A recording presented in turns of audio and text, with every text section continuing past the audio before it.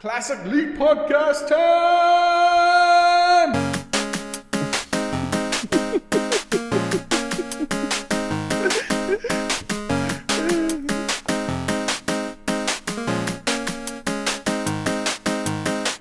Hello, everyone, and welcome to episode 272 of the Classic Elite Podcast. My name is Scott, and joining me tonight, the man without his face on camera is still embarrassed about dancing with no music. We got Xearrik joining us tonight. What's going on, man? Hey, how's it going? I'm good. How are you? I'm good, man. Thanks for coming back. It's good to have you live again, man. Thank you. Yeah, it's good to be back. Dustin had his baby, his son Simon, so he's on maternity leave. So Xearrik, thank you very much for coming in. You've got some big pun shoes and dad joke responsibilities to live up to. So good luck, man. I think I'll fail, but we'll try. So yeah, man. What's been going on with you? Anything new over the last year that I guess you wouldn't tell the listeners about or anything? Jeez, the last year. It's been about that long since you've been on, right? Yeah, but that's a long talk. What's been your favorite game? What's been your favorite game? Over the last year, my favorite game. Oh, I don't know. I haven't thought. I would need to think about it because I can't even remember everything I've played. The real question. The real question I'm getting at is: do you like God of War more than Breath of the Wild? Oh, no. Okay. Yeah, I think it's a great game. It's an amazing game, actually. It was definitely not as big a deal as everyone was making it out to be at the start of the game, but even at this point now, I still don't think it's as big a deal. People are saying like not a genre, but a generation-defining game, and like best game of like this decade and all that stuff. And I'm like, I don't know. That's a little too overhyped. It's good. It's definitely good. It's definitely game of the year material, and it's definitely game of the year, like better than lots of previous games of the years from past games of the years. But Breath of the Wild was extra special to me. I enjoyed the crap out of that. That was, yeah. Yeah, I heard someone, I think it was Jeff Gerstmann, I heard him talking about God of War today, and when an outlet gives a 9 or a 10 on a game, he's like, all they're saying is, we think you should play this game. Like, definitely play this game. And this God of War easily falls into that category. Yeah, definitely. I think that don't go in with the expectation of it's the best game of this generation or anything like that.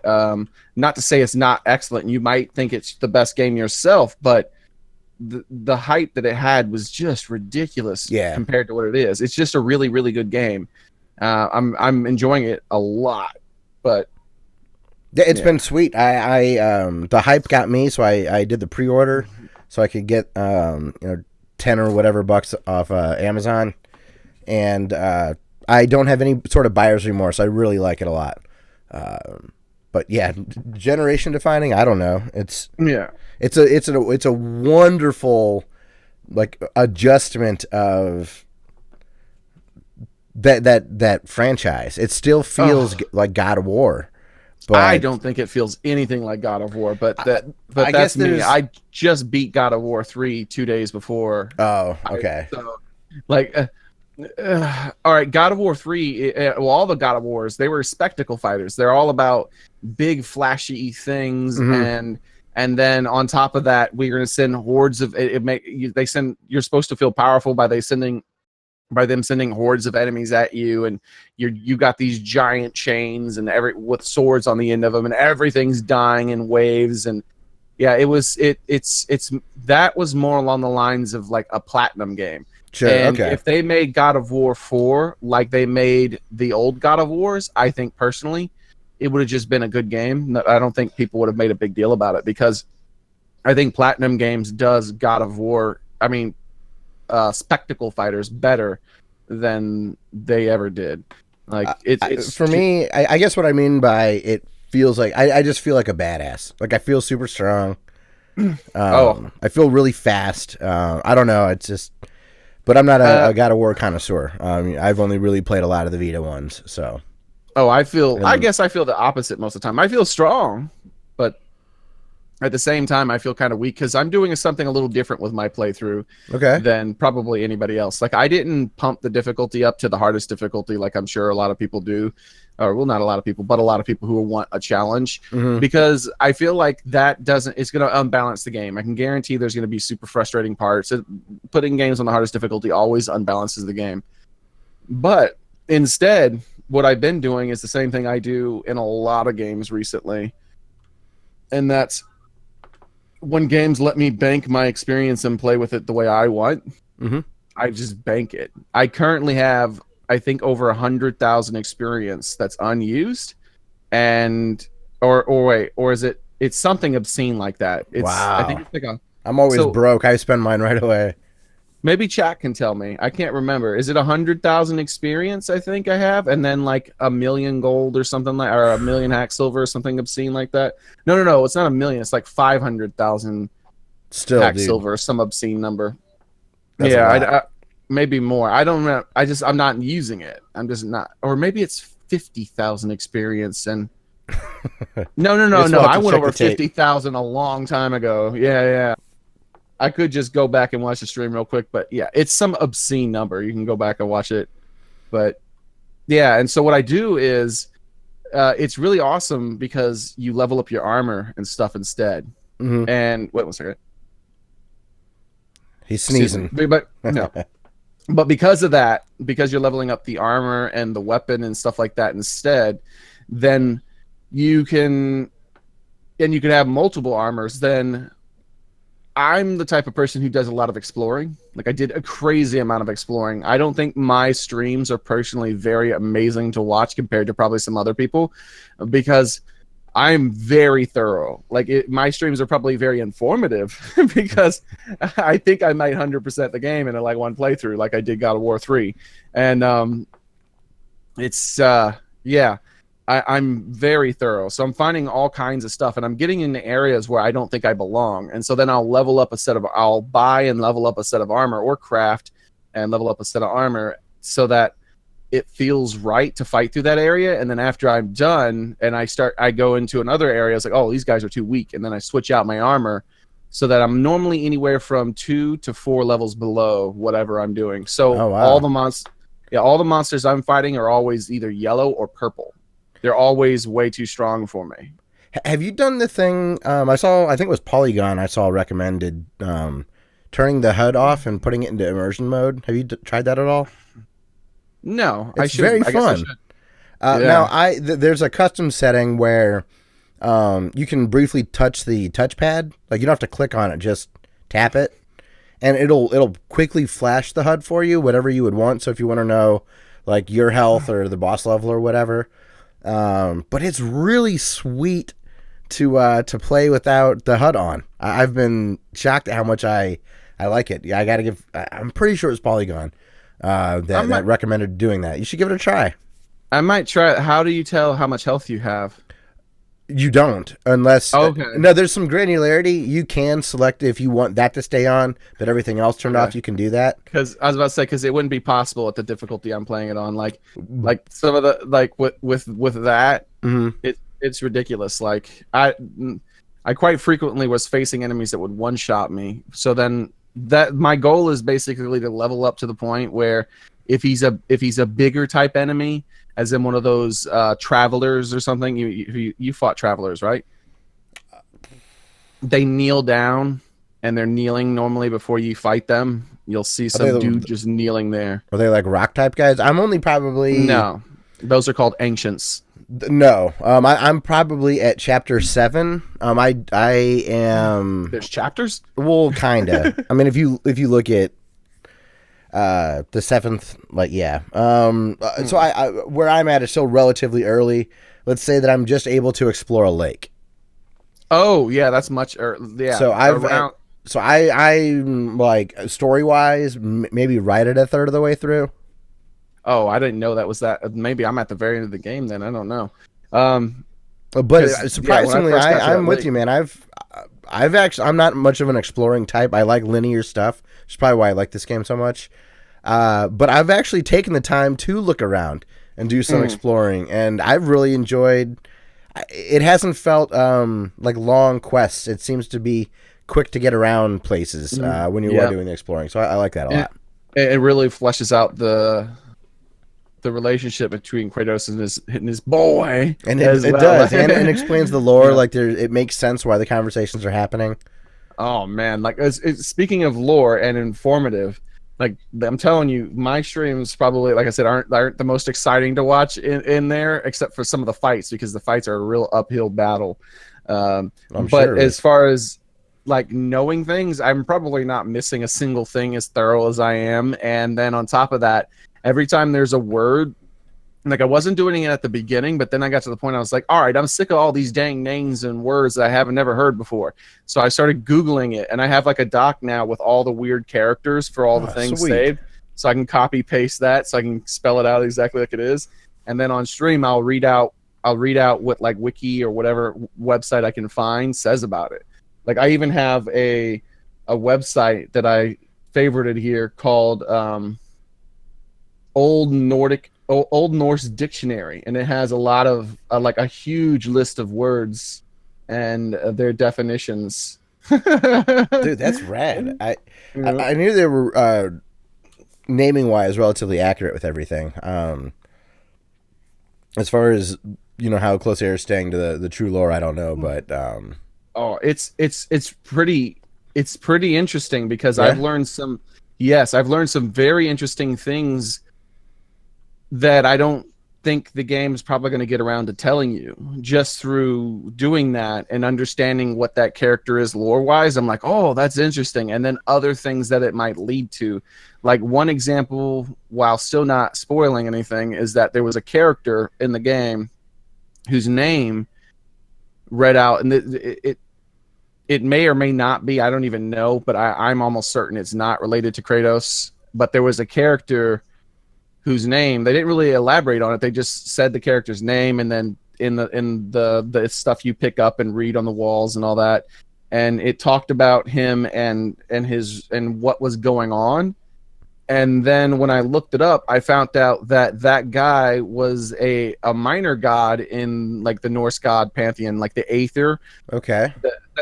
By the way, that's the Aether means Norse gods, basically. It's the gods under like Thor and all them like that. Oh, and Odin. Okay. That's when they say Aether, just think Norse gods. Is that like almost okay? Yeah. So I spent a lot of time looking up words like that. But anyways, I found out this. Like I said, I don't think this is a spoiler, because I don't think it's probably going to come up most likely. And if it does, I don't think it's going to be a big deal. But it was like, it's still cool to discover things like that. And that's that the name of that dude is the name of a Norse god of war. And I was like, Oh, cool. So, well, I mean, even if not, they have to have that name in the game at some point then, right? Yeah. Whether they meet or not, and if they meet, Kratos kills them, or they're friends, or who knows, or just the dude's already dead, possibly. Who knows, right? Yeah. That's cool, man. So. Well, that's our, I think that's our God of War corner. So, I guess let's move on to some. One thing, man. Telling you, absolutely. Look, the Traveler fights when you first fight your first one. Okay. Yeah, go for it, man. My suggestion is to not pump yourself up in levels. To just go for it. Like if he's too strong for you, just grit your teeth and go in there. Purple. Even when there's a skull next to their life bar and it's purple, that doesn't mean you can't kill them. Like I fought a group of dudes where they were all 4 levels higher than me, and one of them had the skull, and the one who had the skull would one-shot me no matter what he did. So I had to do my thing. But it's the most satisfying fight in that game so far for me was one of those Travelers. Oh, cool. And they're not even a boss. They're just kind of a mini boss type strong monster that you come across, like the ogres, like that level of a boss, right? It's not really a boss. They're just, you just fight them sometimes. Yeah. And there's lots of different types, but one type you'll know is they fight different ways. There's different types and they fight different ways. There's one that is very aggressive, and it took me like 6 or 7 tries to kill him. And when I killed him finally, I immediately reloaded and fought him again and killed him again. That's how fun the fight was. And my chat was hyped. Like, my chat was super hyped. I like the I'm surprised at how much I've actually gotten used to the fighting controls on the shoulder pads. That was something I struggled with when I tried Bloodborne, and the little bits I've tried of Dark Souls is I'm like, it works really well. I've been surprised. I did try switching it to the classic controls, and realized no, the game is designed a certain way. Yeah. I need to learn the way the developers want me to play the game, and I don't know how long I've been playing the game, but enough to now I feel good about the controls, and I know I'm not halfway through yet. So that's pretty good, I think. Yeah. From an enjoyment standpoint, like a design standpoint, not like it's good of me to get used to the controls. I'm not bragging about being good or anything like that, because I'm not. That fight, though, is the example of what I say. When you were saying you feel really powerful, I felt powerful when I won the fight, but I felt powerful the same way, like, I don't know. Like Mega Man or something, just because you beat something. Yeah, like, it's more than that. Mega Man's way more powerful than anything he comes up against. He has tons of health and all these energy tanks and all these powers. No, this is, like, when I was fighting that dude, he, like I said, he took a bunch of times to kill finally. But what finally ended up working for me personally was pure aggression. Like, because he was such an aggressive fighter, and I just met him with an equal amount of aggression.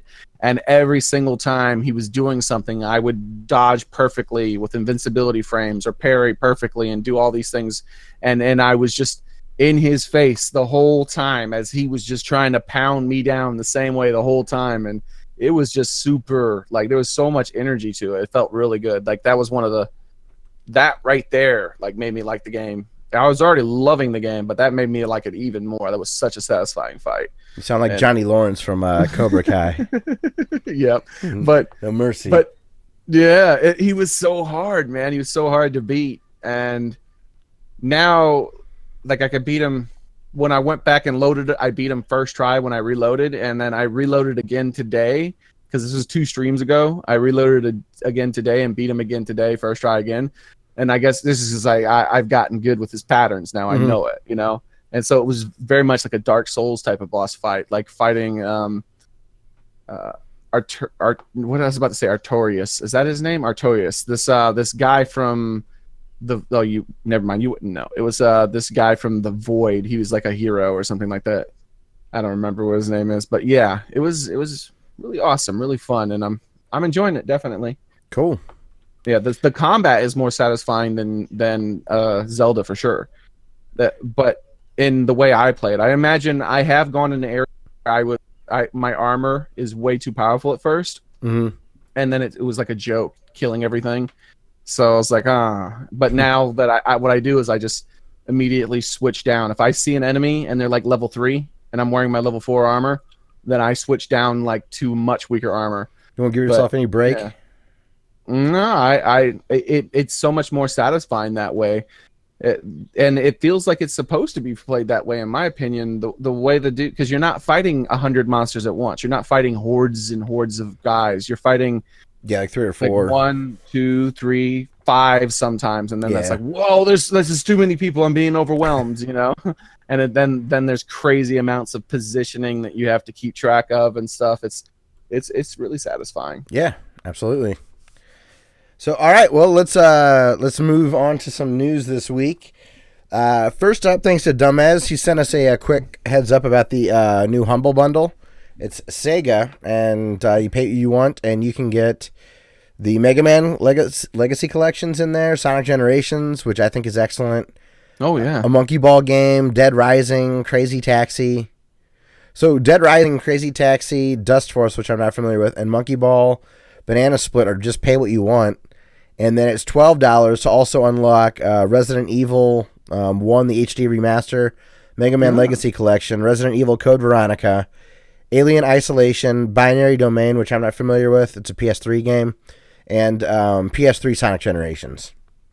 15 or more, you get Dead Rising 2 and Valkyria Chronicles. That's 5 more days left for that.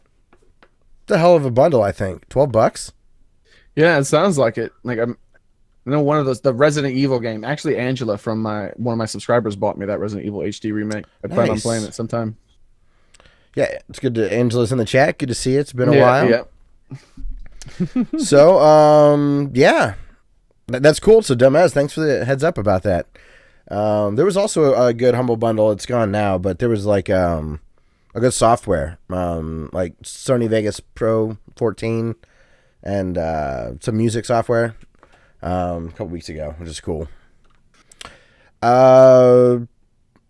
I guess we'll talk about this stream when Dustin finally gets back. I'll just leave this in the notes. But that PC Engine game, Unit Yuki or whatever, FX Unit Yuki, Dustin played that on stream, and the developer came by, and the publisher was there, which is really cool. Oh no, I missed that. Very, I was very there fun. for part of it, but I need to rewatch that. Then I didn't watch the whole thing. I turned it on and then I fell asleep because it was around the time I normally go to sleep. I do that all the time. I fall asleep with YouTube playing. Normally with playlists. Me too. It's a bad habit, but I do it all the time. Well, I got unlimited data now, so like I take it as a challenge. I'm probably gonna do this is the first month I have unlimited data. So finally now everything I watch is in HD now. Someone's got to do it. You got to balance out for all of us with a cap. I'm gonna hit at least 5 terabytes. I can guarantee it. We were already hitting almost too. Yeah. Yep. We were going over a terabyte, and I would never watch any video above like 480 or something like that. Sometimes even lower, depending on what it was. Hell yeah! And also, this is just a episode of remembrance of Dustin. I have to mention this: Cyberpunk 2077. Xearrik, their marketing's going to start this year, so we got to be getting relatively close to being able to play this game. Oh yeah, 100%. There's going to be an E3 reveal that has already been accidentally leaked several times, accidentally with quotation marks. I don't know. I'm sure Yeah, it was way too many leaks. Like there's like, oh, there's a booth that is going to have the studio who made it, and they're going to be introducing a new game. Oh no, we take that back. Oh. They are showing up, but we can't tell them why. We can't tell you why that studio is showing up. Oh, well, that's also a hint, dummies. Like it just kept being more and more stuff, and then, yeah, now they've like officially said that they're going to be coming with an RPG to show off. So it's quite obvious what it is going to be, you know. But I'm excited. This could be a. The Witcher is not my style of game, but I still really liked The Witcher 3. I ended up making some wrong choices and was salty about the way it ended for me, but the whole playthrough, it was a cool journey to get through. And Xearrik, I kind of took your approach. I went with an easier difficulty because I didn't want to mess around with the combat and the loot and whatnot. There was tons of story stuff there. There were plenty of decisions to make that would kind of affect things later on. So I'm excited to see I don't know. I'm ready for them to tell me another story, I guess, that I can wander through and to have Dustin's got me all hyped on Cyberpunk, so I'm pumped. I don't think that's necessarily my approach. I'm not sure. Like, I don't. Yeah, no, I meant taking the taking your time. Well, like the not getting bogged down with like an annoying fight, like letting that stop the progress of what you're doing. Oh, that's exactly what I let happen. Like I during that first Traveler fight, well, the second one, I died like 6 or 7 times. Oh, okay. Then I misunderstood. Yeah. You definitely misunderstood. Like what I was saying was I underlevel myself. When I play God of War, like I said, I have like almost, I think, over 100,000 experience banked and unused. The only thing that I see what you're saying. Sorry about that. Yeah. Sorry. The only thing I use my experience on and my hack silver on is my boy. I thought that you had spent enough that's just what you had banked because you had explored so much. No, that you use that. And I mean, you did say that you did prefer to have the yellow and the purple, and that you would like downgrade your armor at times. But there in the beginning, I thought you were like, I'm not going to let some like cheap shit get in my way. No, man, I am way under. You're like, bring it on. What I am, and then but my boy. He's max. I've been throwing. I did see a little hint that was like, "Hey, throw a lot in the boy." I'm like, "All right, cool." Oh, and that's been fun.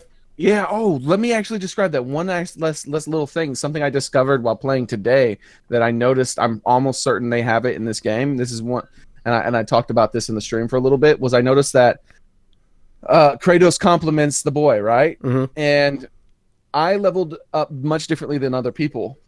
I put 0 experience and 0 hack silver in Kratos for almost the entire beginning of the game. Oh wow! Everything I got, I put in him and the boy, and very quickly Kratos actually started complimenting him. Oh really? I thought that was just story progression based. Exactly, but here's the thing. I still was thinking that maybe it was story progression, right? Mm-hmm. Possibly.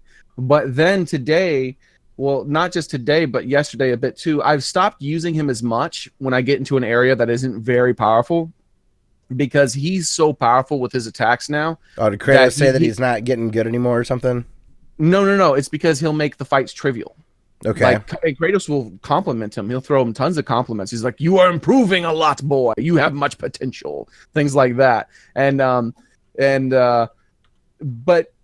that, I'm not using his attacks nearly as much. Like, I stopped using them completely. And at the end of one of the fights, he said, I could shoot. Do you want me to shoot my arrows sometimes? And like, I was like, "Oh, what?" I didn't say anything in chat. I mean, I didn't say anything to chat at the moment. I didn't comment on it, but I was like, holy crap. Like, he commented on the fact that he wasn't really participating in the fight much, because I didn't want to use him to make the fight too easy. Oh, that's cool that it's aware like that. Yeah, and then the next fight, or a little bit, I started shooting like just 1 or 2 arrows during the fight, just like 1 or 2 the entire fight. That way I felt that his character would feel like he contributed and I would get some good dialogue. Instead, what ended up happening was he was like, what was it he said? He said something along the lines of, "We did it." Well, mostly you did it. And I was like, oh my God, he's paying attention to how much damage he does. And that right there is the difference between a game that is produced with love and passion and a game that is mass produced. And even though this is a AAA game, this is one of the few AAA games you can come across, like Breath of the Wild was, where they put love and passion into what they were doing. Because if that game was produced by EA or almost any other giant big company, and I'm surprised even with this company this didn't happen, that would have been programmed in this way, because this would have been so much easier than making it pay attention to what's going on in the combat, remembering, and then choosing some dialogue based on that. What would have happened was there would have been hard points in the game where when you reach it, it triggers this hard point, and then you have a set of random things that they will say at the end of the battle. And then once you reach another part in the story, it triggers another hard point where it gets rid of all those old ones, and it starts choosing for a new random set of things that they're going to say. But instead of that, they took the time to make their conversations after the fights dynamic. And that is the kind of thing that costs money, right? That costs a lot more money to do something like that. That's the kind of thing where you can tell they actually cared about what they were doing. It's not just, let's mass produce this, get it out, and sell this thing. And that's only when you notice it. You know that stuff's happening all the time. Yes. That just keeps you... The way that cutscenes kind of work seamlessly, it's done really well. There's lots of little... The attention to detail feels really good in this. My favorite thing to play with God of War, eventually we'll get to some more news, is actually... Sorry. I like to wear headphones in the PS4 controller. Oh, yes. The sound design is really good in that game as well. There's so many audio cues for things. Like for when a perfect example, one of the people were hyped. Maybe I can find the exact time when the fight went down and actually link it to you at some point when you get past that, because he would end up behind me, even though it was a one fight. Because of the way I would have to dodge, or because he was getting me into a corner, I would have to sprint past and roll, and then I could tell based on the sound where he was behind me and how he was coming, and the sound he would make, I would know what type of attack he was doing. And so quite often when we were doing that fight, I was blindly rolling with invincibility frames and still using it perfectly to dodge him and then immediately roll back into the fight and start pounding on him, trying to get him down. It was Yeah, it was amazing. And then not just that, but the way secrets work and all that kind of stuff. There's the audio and there's just excellent. Yeah, in immersion mode, when Oh, sorry for the cough. that's all right. We've done worse. When Atreus like so when you're in immersion mode, up to this point I have two different kinds of arrows. I don't know how many you ultimately get, don't tell me. But you press up on the D-pad to select a different type of arrow.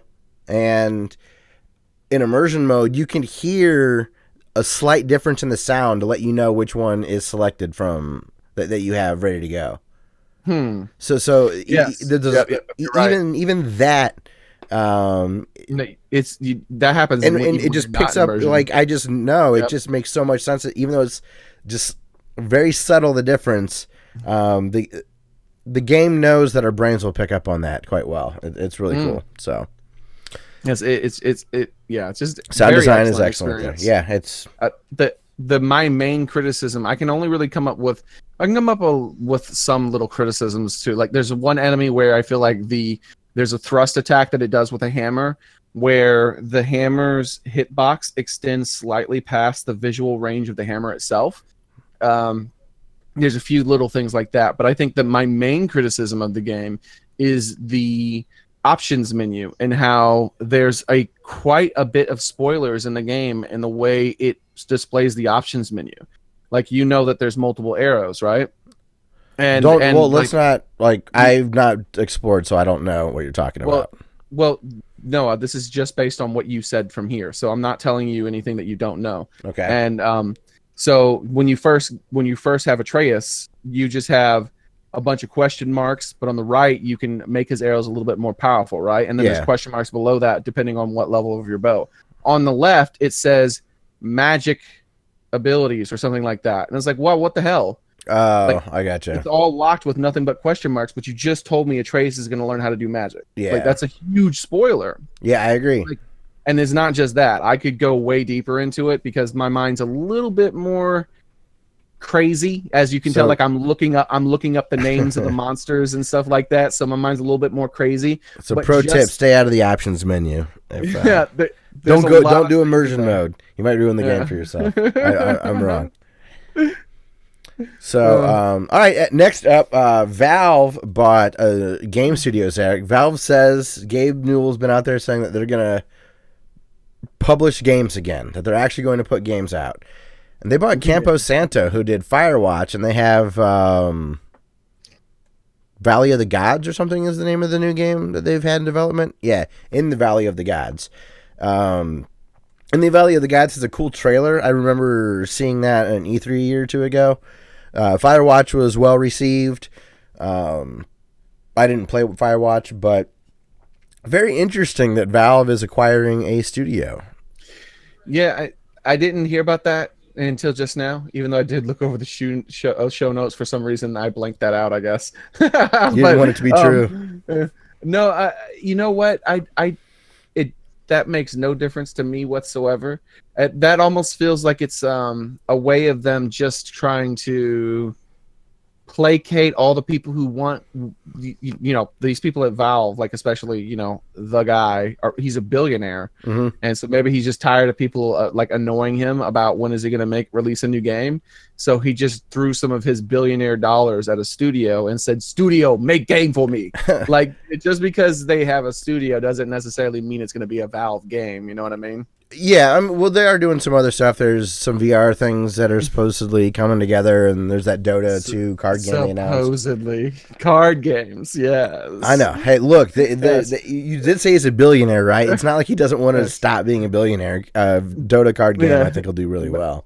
But there, you know what? There'll probably be a second version of that Dota card game, too, but not a third.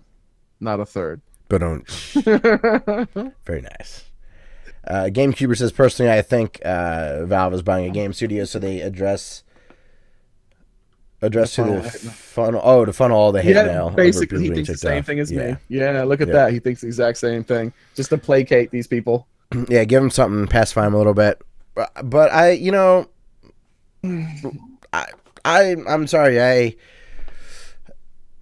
I like the fact that Amazon's getting aggressive with all the Twitch stuff that they're doing, all the Twitch bonuses and Twitch games. Oh, yeah, they're giving away a lot of stuff. And so Steam is like, all right, now it is just a free-for-all gold rush in video games right now. Capitalism! And so I don't want one person to gobble them all up, but I'm okay with Microsoft and Amazon and Valve fighting to try to get our dollars because I spend a lot of money on video games.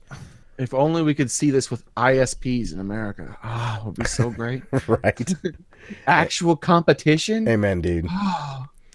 But yeah, it's worth. I don't really have an opinion either way. I'm optimistic that Valve won't just immediately shut them down after Valley of the Gods comes out. And it is newsworthy, Valve buying a studio. Definitely worth mentioning. Yeah. Another big thing in the news, Xearrik, did you know who Ben Brode was over at Blizzard before you looked at the show notes? No. I was about to jokingly say, oh, yeah, he's a director at Hearthstone, and I didn't just read that on the show notes. Sorry. Pulled the joke right off. Call me Lucy. Yeah, I have no clue who. If you're a Hearthstone nerd. I think I have heard of him. Because I followed a couple Hearthstone channels while I played Hearthstone, and I think I remember them saying is something about that guy. He's possibly. a big deal. Like he's like the guy related to Hearthstone, kind of like what was that guy? Chris Metzen was like the World of Warcraft guy. That's how I guess the level that Ben Brode was at. Yeah. He's an entertaining guy. He's seems really cool. But yeah, he's leaving. He's the director of Hearthstone. He's leaving Blizzard to start his own company. Well, hopefully if he makes a card game, he makes it a little bit more affordable, because Hearthstone it's a digital, it's not even like an actual physical card game. It's a digital card game that costs like $600 to $700 per set to keep up to date. And for a while, I played it for about a year straight, and I was able to do half decent. I had fun playing it, right? And I was getting better every month. I was getting higher and higher on the rank ladder, but I didn't spend any money on the game. I was doing this, and every month I was winning more and more of those drafts. Like I was getting good enough to do that without spending money, right? But it not anymore, man. Like, well, that was a long time ago where I quit. Now the game just it skyrocketed when they increased the size of the sets and made it more difficult to get the cards, and it was so expensive for these people, like I said, $600+ for them to get the set, which it translates to me as by the time I finally get the whole set by doing it free to play, that set is now retired and I can't use it anymore. Like, so I was like, screw it, I just quit. I just stopped playing the game. So as it hooks in me, I still love the game, but I don't disagree with anything that you said. Like, it absolutely feels it's backbreaking because I mean, it's $50 for an expansion or whatever. I mean, you don't have to, but that's the best quote unquote value, and that does not do enough. It is not $50 for an expansion. It is $50 for like 10% of an expansion. Yeah, basically. But I mean, you can get enough to have a couple of good decks with the new cards if you do that. You can get enough to have a couple of decks good enough to beat only people who did the same thing as you. Yeah, well, I mean, I'm saying, I'm saying that even $50 should be enough to get you plenty, and it's not. Yeah, that should be the whole set. There's no reason for you to play a digital card game and spend that much money and not have every single card. Yeah, and it's based on the loot crate kind of system, which is tabby. So, yeah, I don't know.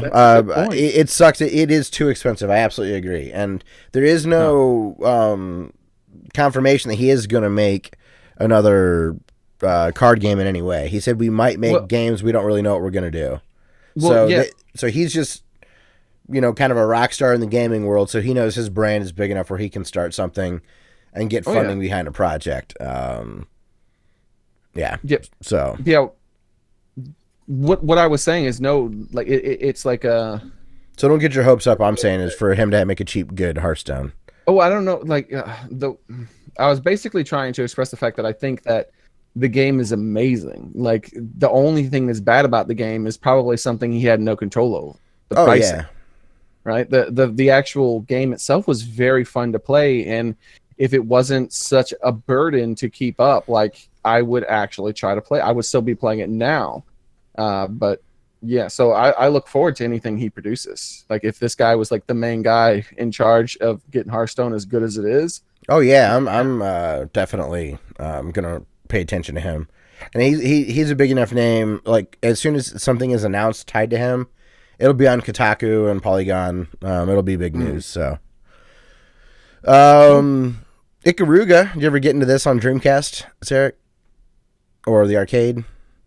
I have to look it up. It's like a bullet hell shoot 'em up. It's Probably not. Then I haven't vertical played scroller. many bullet holes. Yeah, I haven't played many bullet hell since the NES. No, I haven't played this. Oh yeah, this is my favorite bullet hell shooter. But I'm not a connoisseur. But it's arguably the most popular of the bullet hell shooters. Nice. It's coming to Switch, and the arcade cabinet. I believe you're going to be able to play it vertically with the Switch. Yeah, I was just gonna say, can you turn it vertically? I think so, and that's how the game is meant to be played. The arcade cabinet has a real tall vertical screen like that. Yeah, one of my 3 monitors is turned vertically right now, but I do that for chat. You're just coding. You're coding your game, man. You got to get your C# out there. But yeah, like I love. I like them on NES, but man, I just I couldn't take it anymore. That's where I told you I tell my chat that's where I develop my fast twitch finger muscle fiber so that no one can beat me in arm wrestling in Monster World and whatnot. Like, yeah, I'm excited. I will probably pick it up. People that have listened to this podcast will know that I'm in full support of companies re-releasing some of their old IP. Oh yeah, give them incentive. Let them know that some of their franchises are still viable. Like maybe now they'll put out Ikaruga 2, or they'll, I don't know. Especially in genres that are not given any love to nowadays, because that's a good point. Every game by a giant studio has to be like a Ferrari of a game. Yeah. There's no more Honda Civics. There's like just Ferrari after Ferrari after Ferrari. They like stop it. Like it's okay. Like some people, want to take it slow. They don't want to sit there. It's fine to experience it every now and then, but Jesus, come on. Like, yeah, either this week or maybe it was last week, Jim Sterling did a Jimquisition on, hey, we need those mid-tier, B-tier games. Yeah, or even lower, where they go crazy ham with it, like just trying to play around and see what sticks. Shotgun it, just throw everything, throw all your ideas at the wall, man. People are gonna buy it. Like you're gonna make it as long as you like. I watched that same thing. He used the term was invest properly in it, then you'll be fine. You'll make your money back. Like, sounds so easy, but how do you convince other people that don't care about games to exactly? That how just do you want cash to convince them that's a good money making strategy? Yeah, not just them, the shareholders and the board members, whatever. It's tough. So, the Atari VCS thing, the Atari box, finally has a pre-order. It's coming at the end of the month. I don't know what it is, other than a really low-powered, inexpensive Linux box, right? Yeah, I watched a few Review Tech USA videos on it. He reams that thing. He just does he? hates Okay. the idea of it. Yeah. Because he was saying it reminds him of the Ouya, and he was really like, does have that so vibe, doesn't mad. it? Yes. It's worth being concerned. And this is a $200 one. At least the Ouya was only $100. I think this is $200. Yeah, I think that's roughly what it's going to be, $199. It looks really sweet. Like, I wish that it was just my Roku player. Like, it was just Roku branded. Like, Roku interface, but it was just my player instead of my Roku box. Yeah. I'd rather have that for $100 than anything that actually plays. I'm just, part of me also, and I'm not alone. I'm just not that big of an Atari 2600 fan. There's a couple games that I really enjoy that are fun, but for the most part, they're fun for a couple of minutes just to check out what things were like before. I was around, and that's kind of it. So I don't $100 or $200 collection of those things. And I don't know.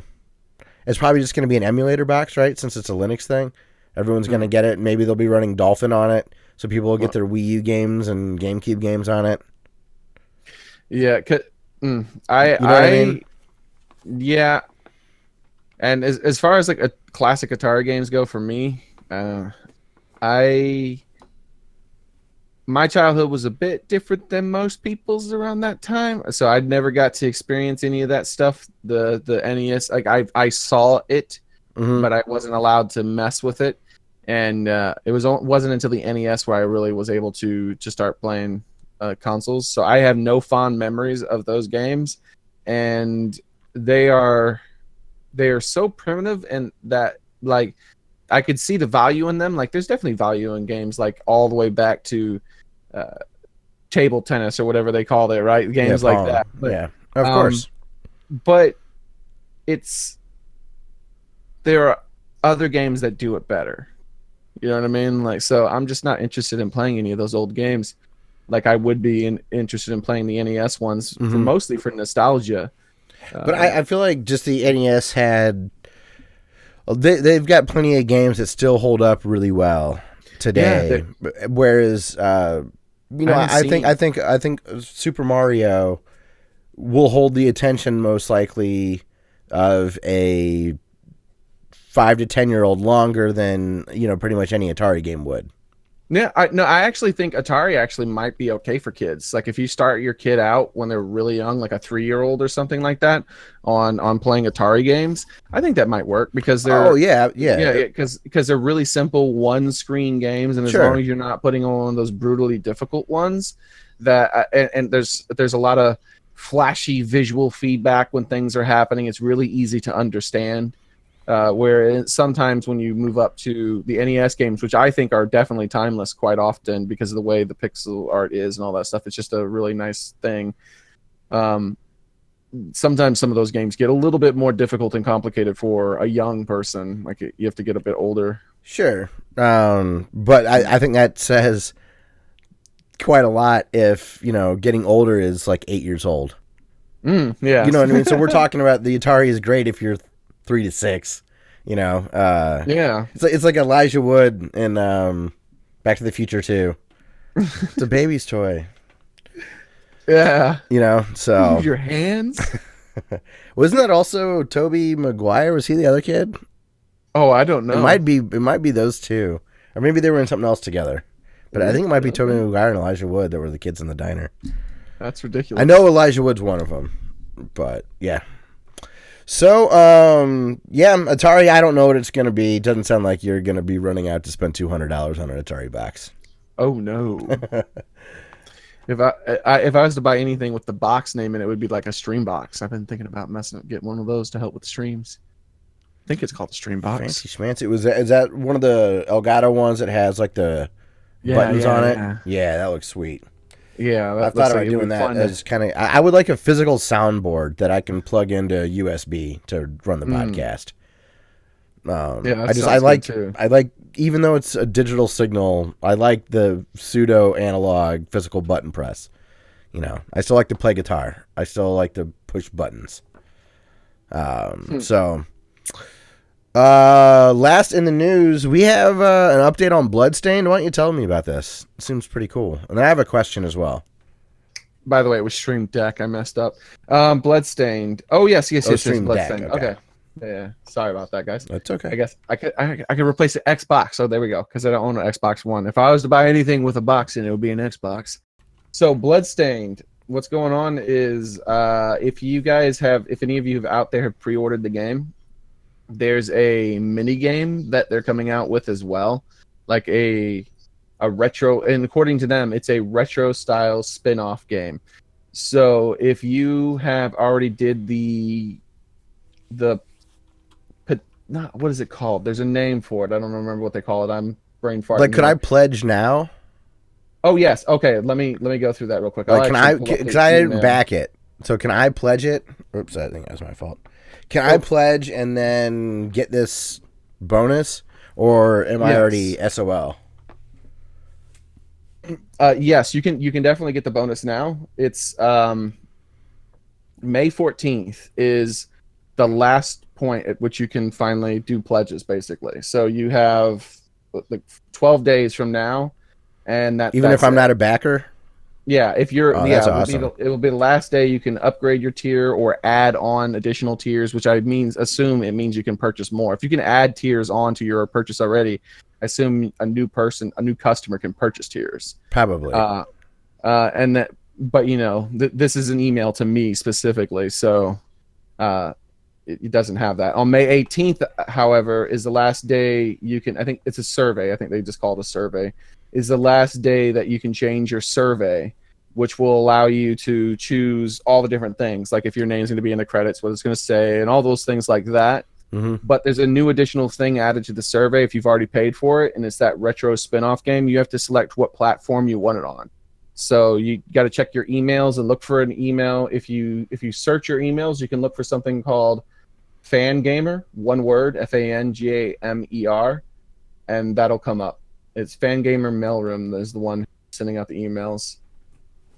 And yeah, so I didn't have that. So that selected. means It was it's all got to big and be red. real freaking soon for the digital release, right? Yeah, that's what I was thinking. I think this E3 there's a lot of stuff coming up that I've been looking forward to, like that 2077 and things like that. It seems pretty freaking obvious that that's going to happen. But yeah, if that's the cutoff date, then yeah, this thing's That's gonna be exciting. released within a few months, We're I bet. right here, which is very Yep. cool. Well, yeah, if you're a Bloodstained backer, or if you'd like to, I'll have the Kickstarter linked in the show notes. But if you just look for Bloodstained at Kickstarter.com, you'll also find it. Yeah. And something we don't need to get into it. It's just something that I thought was funny. There was this big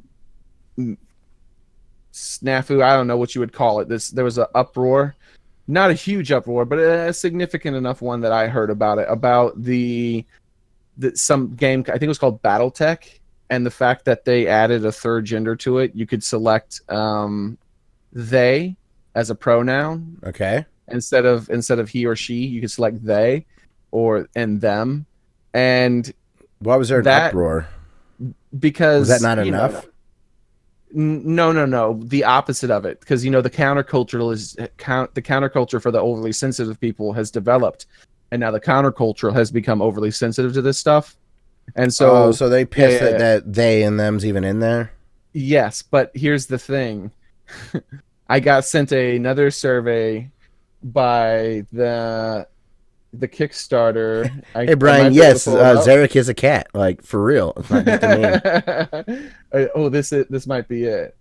I got sent another Kickstarter email where they linked me to this thing I had to fill out to give input on the game to help them decide. Like, you could say, what kind of additional outfits do you want? Do you want like a sexy succubus outfit, or do you want a Valkyrie outfit that's very this and that? In that survey, it actually asked you what your gender was, and it was male, female, or other. And no one made an uproar about that. I guess no one heard about it. Like I said, we don't have to get deep into it. It just made me laugh that the BattleTech thing made the news, but the Bloodstained one of other didn't. Yeah, people got to complain. So, let's talk about the YouTube channel of the week. I guess week. There you go. Thank you. Thank you. Remember, you got Bush later. So this week, so Dustin has listed a bunch of YouTube channels. So I'm going to pick the one I'm the most familiar with at this point. And it's Colin's Last Stand. About 2 years ago now, gosh, maybe longer than that, we had Colin Moriarty, formerly of IGN and Kind of Funny. He's doing his own thing now.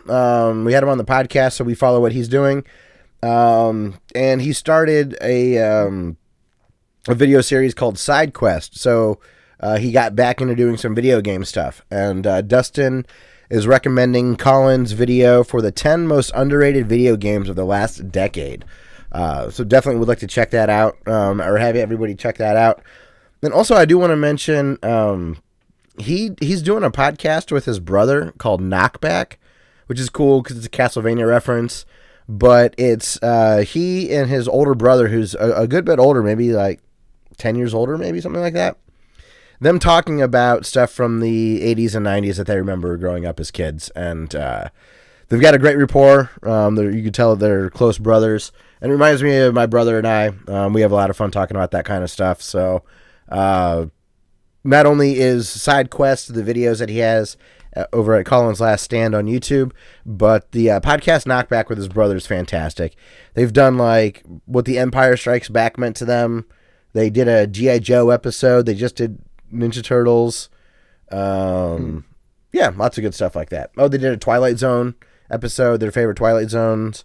And his brother's an animator on Sesame Street. So it's cool to hear them talk. They did a episode on before anime was mainstream back in the 80s. And that was really fascinating because he's a professional artist now. He does animation for a living. Hearing him talk about evolving as an artist and just enjoying anime in the 80s and the hoops he would jump through living in New York to get anime tapes was pretty funny. So definitely really cool. I remember how hard it was in the 90s. Imagine that. Like imports, I remember getting import. I think DBZ's probably took off anime in America, which really blew it up into super levels, right? Because there's always been Robotech and things like that. And Cowboy Bebop are the ones that they identify as getting it to the mainstream. Yeah, Cowboy Bebop was so good. So you got people to and so I would recommend that, Xearrik, if Colin's Last Stand Knockback. But yeah, Colin's Last Stand, his channel mostly was about history stuff. But Colin's a really nice guy. He was very gracious when he was on the show. Has a really good sense of humor, so I would definitely recommend checking that out. Also, as a side thing, Giant Bomb has a podcast right now. Two of the writers have never watched Dragon Ball before. Oh no! So they start at the beginning and they watch 5 episodes and then do a podcast about it. Are they starting with they're doing Dragon Ball Kai? Z? They're doing Dragon Ball Kai. Oh, the new one. I haven't even watched the edited down stuff or whatever. Yeah, I'm just not into I'm not into anime as nearly as much as I was when I was younger. I've liked some anime, but I've never called myself a fan or have been into it. Like when I was in high school, it was like Sailor Moon was the only anime other than like Voltron and like cartoons I watched in the 80s or whatnot. But I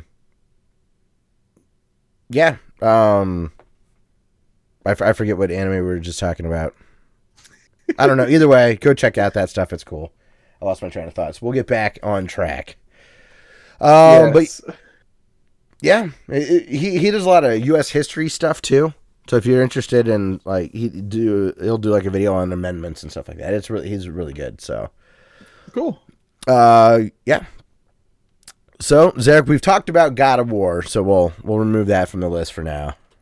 Oh yeah, I think we've talked enough about God of War, but that's not all you've been playing, man. About it. Oh, I'm sorry. Yeah, I could talk for hours about it, but yeah, I played other things here recently. Mostly Monster Hunter. I was playing Horizon Zero Dawn. I saw that, but I put that on pause until I beat God of War because it was just too many games. Sure. They're not the same game, right? But they've got mechanics in common. Yes, they're third-person action melee, quite often melee-based games, sometimes ranged, but melee as well. And because of that, I'll instinctively start doing one thing. And I'm doing the same thing that I'm doing in God of War and in Horizon Zero Dawn. I'm woefully underleveled most of the time. I could put way more points than what I could do than I'm using. And so when I'm challenging myself like that, it's almost like God of War for me is almost as difficult as a Dark Souls game sometimes. Yeah, and I'm glad you said that because I was feeling that way, but didn't want to, be blasphemous or anything. I don't know. Maybe if I spent all my experience points, I think it would feel like a hack and slash almost. But yeah, the way it is now, definitely. And then especially if you're not doing all the options, I think part of it is because I do all the optional areas, like everything. So I've accepted every quest I've been offered, and I've explored a bunch because I was I also heard, I've been trying to avoid as much discussion about it as possible, but I've heard little bits like that, so I'm trusting to do that. I'm glad that you're confirming that's the way to do it. Yeah, if you want to be overpowered, the way to do it is to if you want to Dustin your way through the game, that's you said my style. No, if you want to Dustin your way through the game, then what you need to do is hit up every optional area you can possibly do, and you'll be the God of War. That's what I want. Yeah. And also, if you happen to be, this is something I don't have to do because I explore so much. I just naturally am in there all the time getting money on the way to another spot. But you can probably, there's no way, probably, you could definitely farm money from the middle water area that you're in. Every time you get in there, just go around in a circle, hit all those things, and then go back and do it over and over again. I haven't done that, but at the same time, because I'm such a completionist when I'm playing this game, I can't see a barrel floating in that water without smashing it. And I've actually been outside of my norm with the level I've done that. I'm really getting some Zelda vibes. It reminds me of Ocarina of Time, my enjoyment of just bashing little things for hopefully a rupee to drop. It's really I like God of War, man. It's really cool. It's well worth the $60. Speaking of bashing, what was your reaction the first time you opened up a chest? Just like, oh, thank God I don't have to smash the open button. No, it's not a QTE. That was honestly my first reaction, as it wasn't a QuickTime event. There's multiple chest types, right? There's ones that have the hinges that you flip up. There's the tombs that you push off and then flip up. But there's the actual traditional box-looking chest ones. Yeah, you just put your elbow through or whatever. Yeah, Kratos doesn't need a stinking key. That's I was doing that in my stream. I was like, boy, come here. I shall show you how a man opens a chest. You got that growl pretty good, man. You got the boy down. Boy. I've heard it a few thousand times. I better by now. I'm trying to talk about Horizon Zero Dawn. Here we are back on God of War. Sorry. No. Horizon Zero Dawn. It's a great testament to how much fun God of War is to play. Yes, and I can segue from God of War into Horizon Zero Dawn because one thing that I'm super impressed with God of War is how it looks. It's on a console. And it's woefully underpowered compared to my PC. Like it's the PlayStation 4 is garbage. Do you have an original PS4 too? That's the model I have. Yes. It was I've got the Destiny Taken King one. Yeah, and it's a 1080 Ti. I have a 1080 Ti computer. Oh, you got a 1080 Ti? Fuck. Yeah. I'm on a 970 and my PC shits all over. And I maxed out Witcher 3 as good as possible, and Horizon Zero Dawn looks better in my opinion. And that it's because of they're masters at it. They've become like Nintendo. They've become Nintendo, but on a more realistic scale, where Nintendo is able to make these beautiful games that are they're running on a really underpowered system because of the way they design the graphics.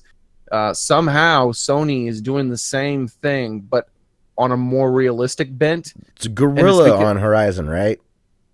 Yes, and Guerrilla's always made beautiful games. And Killzone, right? Are they the Killzone people? Yeah. Okay. Killzone's always been like their gorgeous. flagship. Yeah, that's hey, check out the new awesome graphics. Yeah. No, when the PS5 comes out, I'm sure there'll be a new Killzone the day it releases to show how great the PS4 graphic or 5 graphics are, because that's what they always seem to do. Yeah. But this game, and what it is they tweak it. Yes, it does have this realistic look to it, but they tweak it. They make it look magical almost. Yeah. Because they change the colors around and they oversaturate certain things and it's so much like I could go outside right now and look at the night sky and be like, oh, there's the sky, okay. And those are a 1080 Ti can't do that kind of graphics, son. That's real life. But I would much rather boot up Horizon Zero Dawn and look up. It's just breathtaking sometimes. Yeah, it is stunning to play. It's gorgeous. The PS4 is really impressive. Just this console generation overall is it's amazing what they're getting out of these machines. Because I remember when they were launching, hearing the specs at that time, thinking, "Wow, Yeah, what a joke." yeah," and they still look really. There's neat ways to show the cone way that they render graphics. With Horizon, they show kind of some of the tricks that were highlighted. Now, it's not the first game to do it, but it gives the nice optical illusion that it only renders kind of what's in your field of view. And a lot of PC games will actually render everything as much as it can. Yeah, plus it uses a lot of weird tricks that feel bad too. Like areas will not naturally light themselves up. Like I'm sure you've experienced that in God of War, where you walk into an area and it's way too dark, but then the moment you finally get fully in the room, next thing you know, everything just lights up, and it's because they weren't rendering the room until you really got all the way into it. I know what you're talking about. They use little tricks like that. Now, don't get me wrong. Technically, when I say this is something, because just in case like someone's like really going to question me on this Witcher thing, technically. On a technical standpoint, yes, Witcher is objectively, graphically more impressive than Horizon Zero Dawn because of, I'm running on what machine I'm running it on. Yeah. And I'm maxing it out, right? But the gap should be bigger from the user end or from what you see. Well, no, it is pretty big. I think it is pretty big. I think it's the style. It's the way in which they do it. Like with The Witcher, I'll see these rocks in this brick building in the distance. In this brick building, even in the distance, the bricks are beautifully rendered. Like they're very detailed, and there's a crap ton of detail in these textures. But it's just a brick building. Yeah. In Horizon Zero Dawn, it's art. It's almost, even though they're not, even though those bricks don't have nearly as much detail, it looks so much more pretty. To look up in Witcher 3 is to look up. To look up in Horizon Zero Dawn, it really is breathtaking the first few times you do it. So it's like I said, it's like the Nintendo trick. They're just playing with the graphics in a way that make you feel like it's much, much, much better than it actually is. So yeah, and good on them. That's awesome. Yeah. Yeah, they're not wasting stuff that would be wasting resources. Where you can get away with some of that on a PC. Yeah, and just a little bit of artistic stuff in there will make people forgive and forget. Like I said, like throwing a little extra saturation here, and then flattening this part here, and then because it takes you further away from the uncanny valley, so you don't have that weird. Like, oh, that doesn't look quite right. You just, I'm playing a game. This looks gorgeous. Yeah, none of it looks quite right, period. But because it all looks like that, it's still immersive. Exactly. And, very interesting way of doing a game. And then you also, how you been liking Monster Hunter, man? Oh, I've got like almost 500 hours in it now already. Yeah, so like that's crazy. How much I'm liking it. I'll see you live and you're playing Monster Hunter. It's like, wow, he's still at that game. Yeah, I'm not sure when I'll be done. I'm gonna have to be done at some point, and then I'll just like come back once or twice a week, maybe, or maybe even less than that, depending on what kind of content's released. But I have to say that good on Capcom. I felt like Capcom was a failure of a company. They were a less extreme version of Konami, and I believe personally they started failing as a company well before Konami. Not well before, but before Konami. For well over a decade, I'd already stopped being like, oh, whatever. I guess Capcom's just one of those companies now. Yeah. And it's so satisfying to play this and for them to be financially rewarded to take this risk too. Yeah, isn't this their most highest selling game period in the company? Maybe it's sold like 7 million copies. I think this might be already, now the number one selling game of their company, I believe. Yeah, and there's no microtransactions in it other than you can buy every week or two, maybe more. They release a few overpriced emotes and stuff like that, and there's no reason to pay for that. I might buy one or two of them, not because I really want them, but just because, like, thank you, yeah, Capcom. Like 500 hours. Yeah. Thank you for Deserve a not. tip. Yeah, exactly. Thank you for not putting in loot boxes and all these other stupid microtransactions and not only that, but they released a very fun experience. It was very fun. And like thank you for not putting it on a Nintendo handheld or a PlayStation handheld and like giving access to so many more people. Like it should be on PC too. Like get on that, Capcom. But but it's such like I'm so grateful that they're really showing like their old colors. Capcom was a seal of quality. Yeah, even their re-releases that they've done, the Mega Man collection was good. The Disney Afternoon collection out of nowhere. There was some nice polish in those ports. Now, granted, they shit the bed with some of the other things they've done with Mega Man, but whatever. They did something wrong with Mega Man. Well, just like some of their, like for example, the port they were trying to sell on iOS. They eventually brought over to PC to sell. Like just all sorts of. Just they weren't even caring about any of their old work, and then in the last year to have a couple of collections that had some really nice touches involved with them, with good emulation, good background options, good color mixing, good save states, a rewind function. You know, little touches that are better than just a port that some dude made with the license that was a shitty iPhone port. Yeah, it's that kind of stuff. This is the Ferrari argument that I was making. That's the reason why we haven't had any good Mega Mans or any real new Mega Mans other than something that's thrown together real fast is because Mega Man isn't a Ferrari game. Yeah. Mega Man was a Ferrari game 30 years ago or 20 years ago or whatever. God, that's so crazy. It is. I mean, you're right. Like 20 years. Yeah, but like that sucks to hear.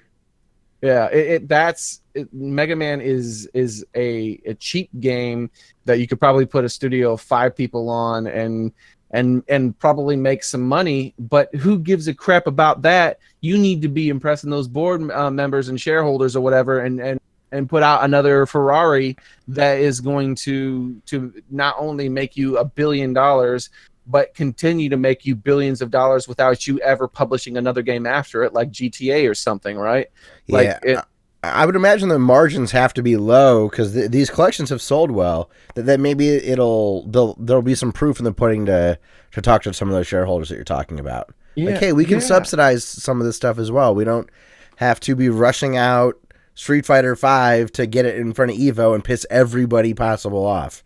Yes, you don't. Every game doesn't have to be a mansion. It's okay to sell us a house or even just a sofa. You can sell us a sofa too. We don't need a mansion every video game. Like and Capcom's doing that. And then, oh man, like dude, you know me. I like if someone tells me a game is 8 to 10 hours long, I'm excited. That's my kind of game. I like a lot of different variety. I don't like. If I get into a game, I'm okay with just replaying it. You know, if I just adore a game. Yes. So yeah, I'm 100% with you, and maybe companies will be coming around if they're not allowed to sell loot boxes. They'll have to. I don't think they will. Selling games.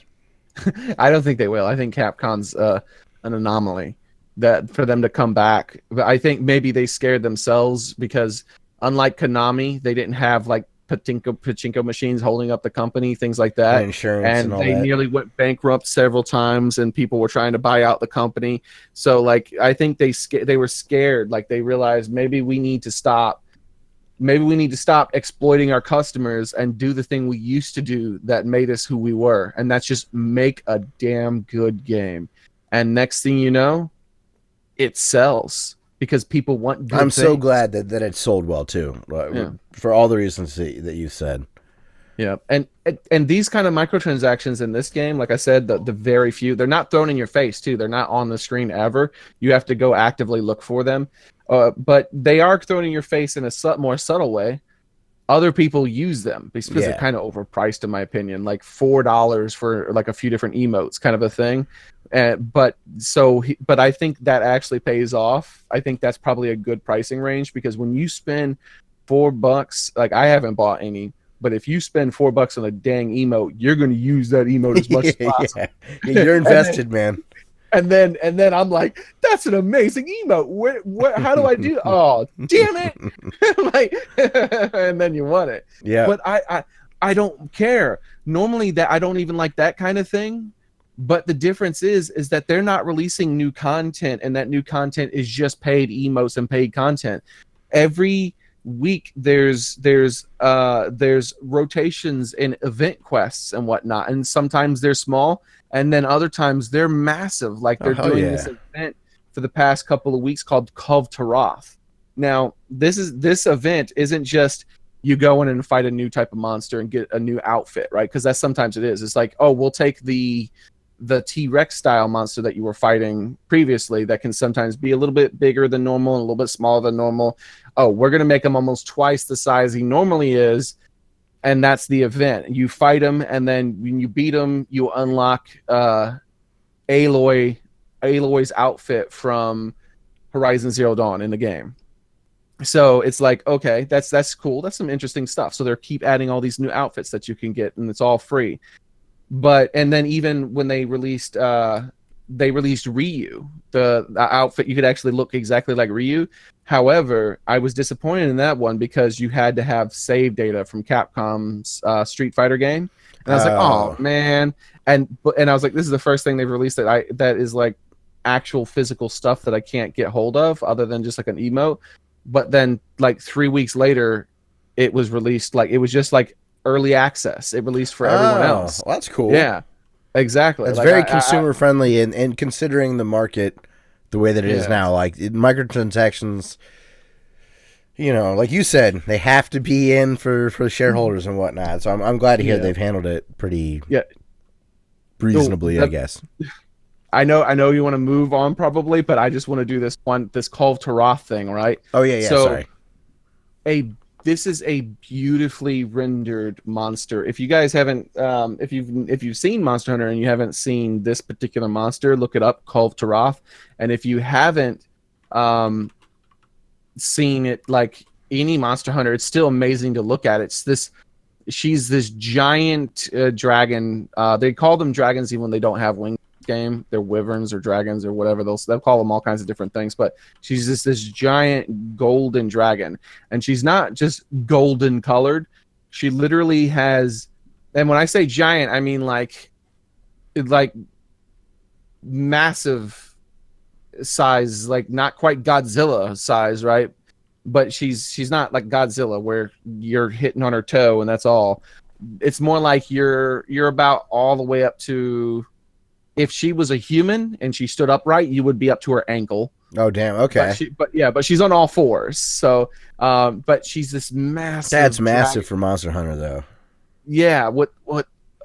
There's actually been bigger, but those are weird scripted fights where you're like, you spend 90% of the fight on the back of the monster, destroying little spots on it and whatnot to destroy the monster. It's like weird, like. Yeah, there's like a volcano monster that you fight in this one where it's like almost the size of a mountain kind of a thing. But this one, she's pure gold almost. She's not a golden monster in that she has her scales looking gold. She's a golden monster in that she loves gold. Okay. And she's found a crap ton of it, more than exists on our Earth probably. And and she's melted it down, and it's all over her body in these chunks, and she has this like golden thing, like a that she's dragging across the ground, like part of it, like you can barely see any of her body. Okay. All you can see is her beautiful, noble golden horns and head, and then like her forelegs, and you can kind of get up under that skirt a little bit because there's some weak points under there that you're trying to get. And it's like this huge long fight where there's like 4 different stages, and you get the whole or you get your whole session in on it. It's not just a 4 people thing. You get everyone, like 16 players all doing them, and in their own little 4 squads, and they're all working towards the same progress, because it's nearly impossible to just go in and beat her. You have to go in and like keep wearing her down over multiple fights, and eventually, like, it's amazing because there's also a crap ton of gold. Like there's definitely more gold in this quest than there is on the planet, because like there's gold all over the walls, and the monsters in there have gold, and there's these little these little palico, which are kind of like cat things with like these masks on that are like going around and following her like they worship her or something. I don't know. And they'll like when you're knocking off gold bits off of her, they'll pick it up and put it in their backpack and run away with it and like these horns on this monster, this Sculptoroth or whatever, look like Tim Curry from Legend, just like turned into a dragon after 10,000 years. Yeah, and aren't they like so vibrantly like awesome? Yeah, it's gorgeous. Yeah, and she gets really hot and angry, and she also like breathes fire and whatnot, and so she'll melt the environment along when you're fighting her, and she leaves behind like melted trails of gold as you're fighting her, and she gets more and more angry until eventually you can actually knock that veil off of her completely. Oh wow. And then you're fighting her like she's nude at this point, I suppose you would say, like, right? Because she doesn't have all that was almost like her clothes. It's almost like you're trying to strip her naked. Yeah, it's really weird. It's a big lizard monster though, so there's no kind of weirdness to it. Yeah. And don't get your hopes up. Yeah, it's not that kind of game. But yeah, and the whole time she's not just like breathing fire and melting and trying to melt you, which she will. She's like melting the environment, and it like when she goes from one stage to another. How long do those areas like stay untouchable for you? Like is it like 5 seconds and you can go back over where she breathed fire, or does it remain like? It depends on which attack it was. Some attacks it's only like a second or two. Other attacks it's like one of them she'll rear up, and it's like if you're stuck in this attack, you're Terminator 2 from Judgment Day. Oh wow, okay. Because what she does, she rears up and she just starts breathing fire right down in front of her, and she doesn't stop for quite some time. And so you're dealing with that, and it's also melting the ground all around there, and you're like trying to get out of it, and because it's ticking your health down crazy fast. It's really bad, and your character's on fire. And then even when you finally get out of it, if you get out of it, your character's still on fire, so you have to like roll around and try to get that off and heal before she does something else to kill you. But yeah, and when she progresses from the first stage to the second stage, she's wandering around a really giant area with all these different things, and then this level was designed just for this monster. And keep in mind, this is free content just released, right? This is almost like a DLC. Yeah. So she's running around this giant level, and then when you beat her enough, she'll go into the second stage where she takes this predictable tunnel that if you've played it enough times, you know where she's going, and then she goes in the second room. And then you fight her in there, and then she's really hopped up in there. That's where she'll start doing those really big breath weapon attacks more often and stuff, and it's really crazy like that. But when you get her past that stage and she moves into the third stage of the fight, rather than just like, hey, I'm just going to go into the next area, no, she runs up to a wall and breathes her fire on the wall and like melts through the wall. And it's like visually amazing. That's pretty cool. Especially because the wall is made of pure gold. So it's like this molten gold is pouring down as she goes down the thing, and then there's like this molten gold stuff just dripping from the ceiling and stuff until you get finally into the final room where there's like molten gold stalactites all over the place, and it just looks really crazy. It is one of the most beautiful like big monster fights I've seen, and it's free. Like they didn't like. That, yeah, I mean, if you're, I could definitely see your temptation to spend $4 extra. Yeah, when they're treating you like that. Yeah, like, they don't have like like the emote might be dumb, but this monster's not, and it's a huge extra fight. Like that's really cool. If they were releasing emotes every month, I would treat it the same way I do any other game that does that paid cosmetics. I'd be like, yeah, but we normally back in the day we would cosmetics for free. I'd feel like that. I'd be all, whatever. But I have no problem with that, because back in the day I wouldn't have weekly to monthly content released. Yeah. That is worth playing. Like they wouldn't be supporting it. It would have already been done. It would just been, this is the experience. This is it. We move on. But they're constantly doing stuff with it. And so, yeah. Very cool. Keep buying those emotes so I can keep playing new stuff. And I'll be very jealous of your emote that I don't have and can't afford.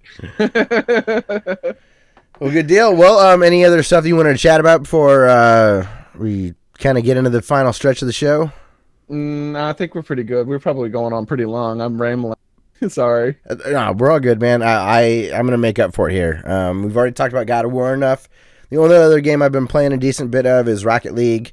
I'm getting better, and I still like that game. That's it. It's still super fun. Yeah. So we have some feedback that we are going to get to. Xearrik, you wrote us a novel. Do you want me to read it, or do you want to read your own feedback? And then we also got some stuff from Dumez that we're going to get to as well. I don't know. What do you think would be better? It'll be less awkward if I read it, I think, probably. Okay. Go for or it, do you want to give us a cliff notes of... I don't know if I could do a cliff notes. It'd Okay. probably be, all right. So Xearrik... All right. I still maintain that PUBG is the nirvana of Battle Royale games. Yeah, I don't know. Maybe if I read it, it's like coming from my mouth. Maybe. So I don't know. it's awkward to read your own letters. So Xearrik says, yes, in fact, I do disagree with the notion that PUBG popularized. I was watching PewDiePie today, and he says popular, weird. Popularized the Battle Royale genre. He said the game mode appeals to many people, and it's been an incredibly popular game mode ever since the very first mod, which was the Minecraft survival games. Yes, Minecraft was the first. Stop arguing with me about this. He says every game that added this mod found it wildly successful. Okay. I don't dispute that. He says the game is, he says the problem is that most people don't like or did not know how to install mods. So the potential for the growth was limited. Then the studio came up with H1Z1, or the studio that came up with that made H1Z1, decided to release H1Z1 King of the Hill, and that started the whole the standalone title using H1Z1's engine and all of its assets.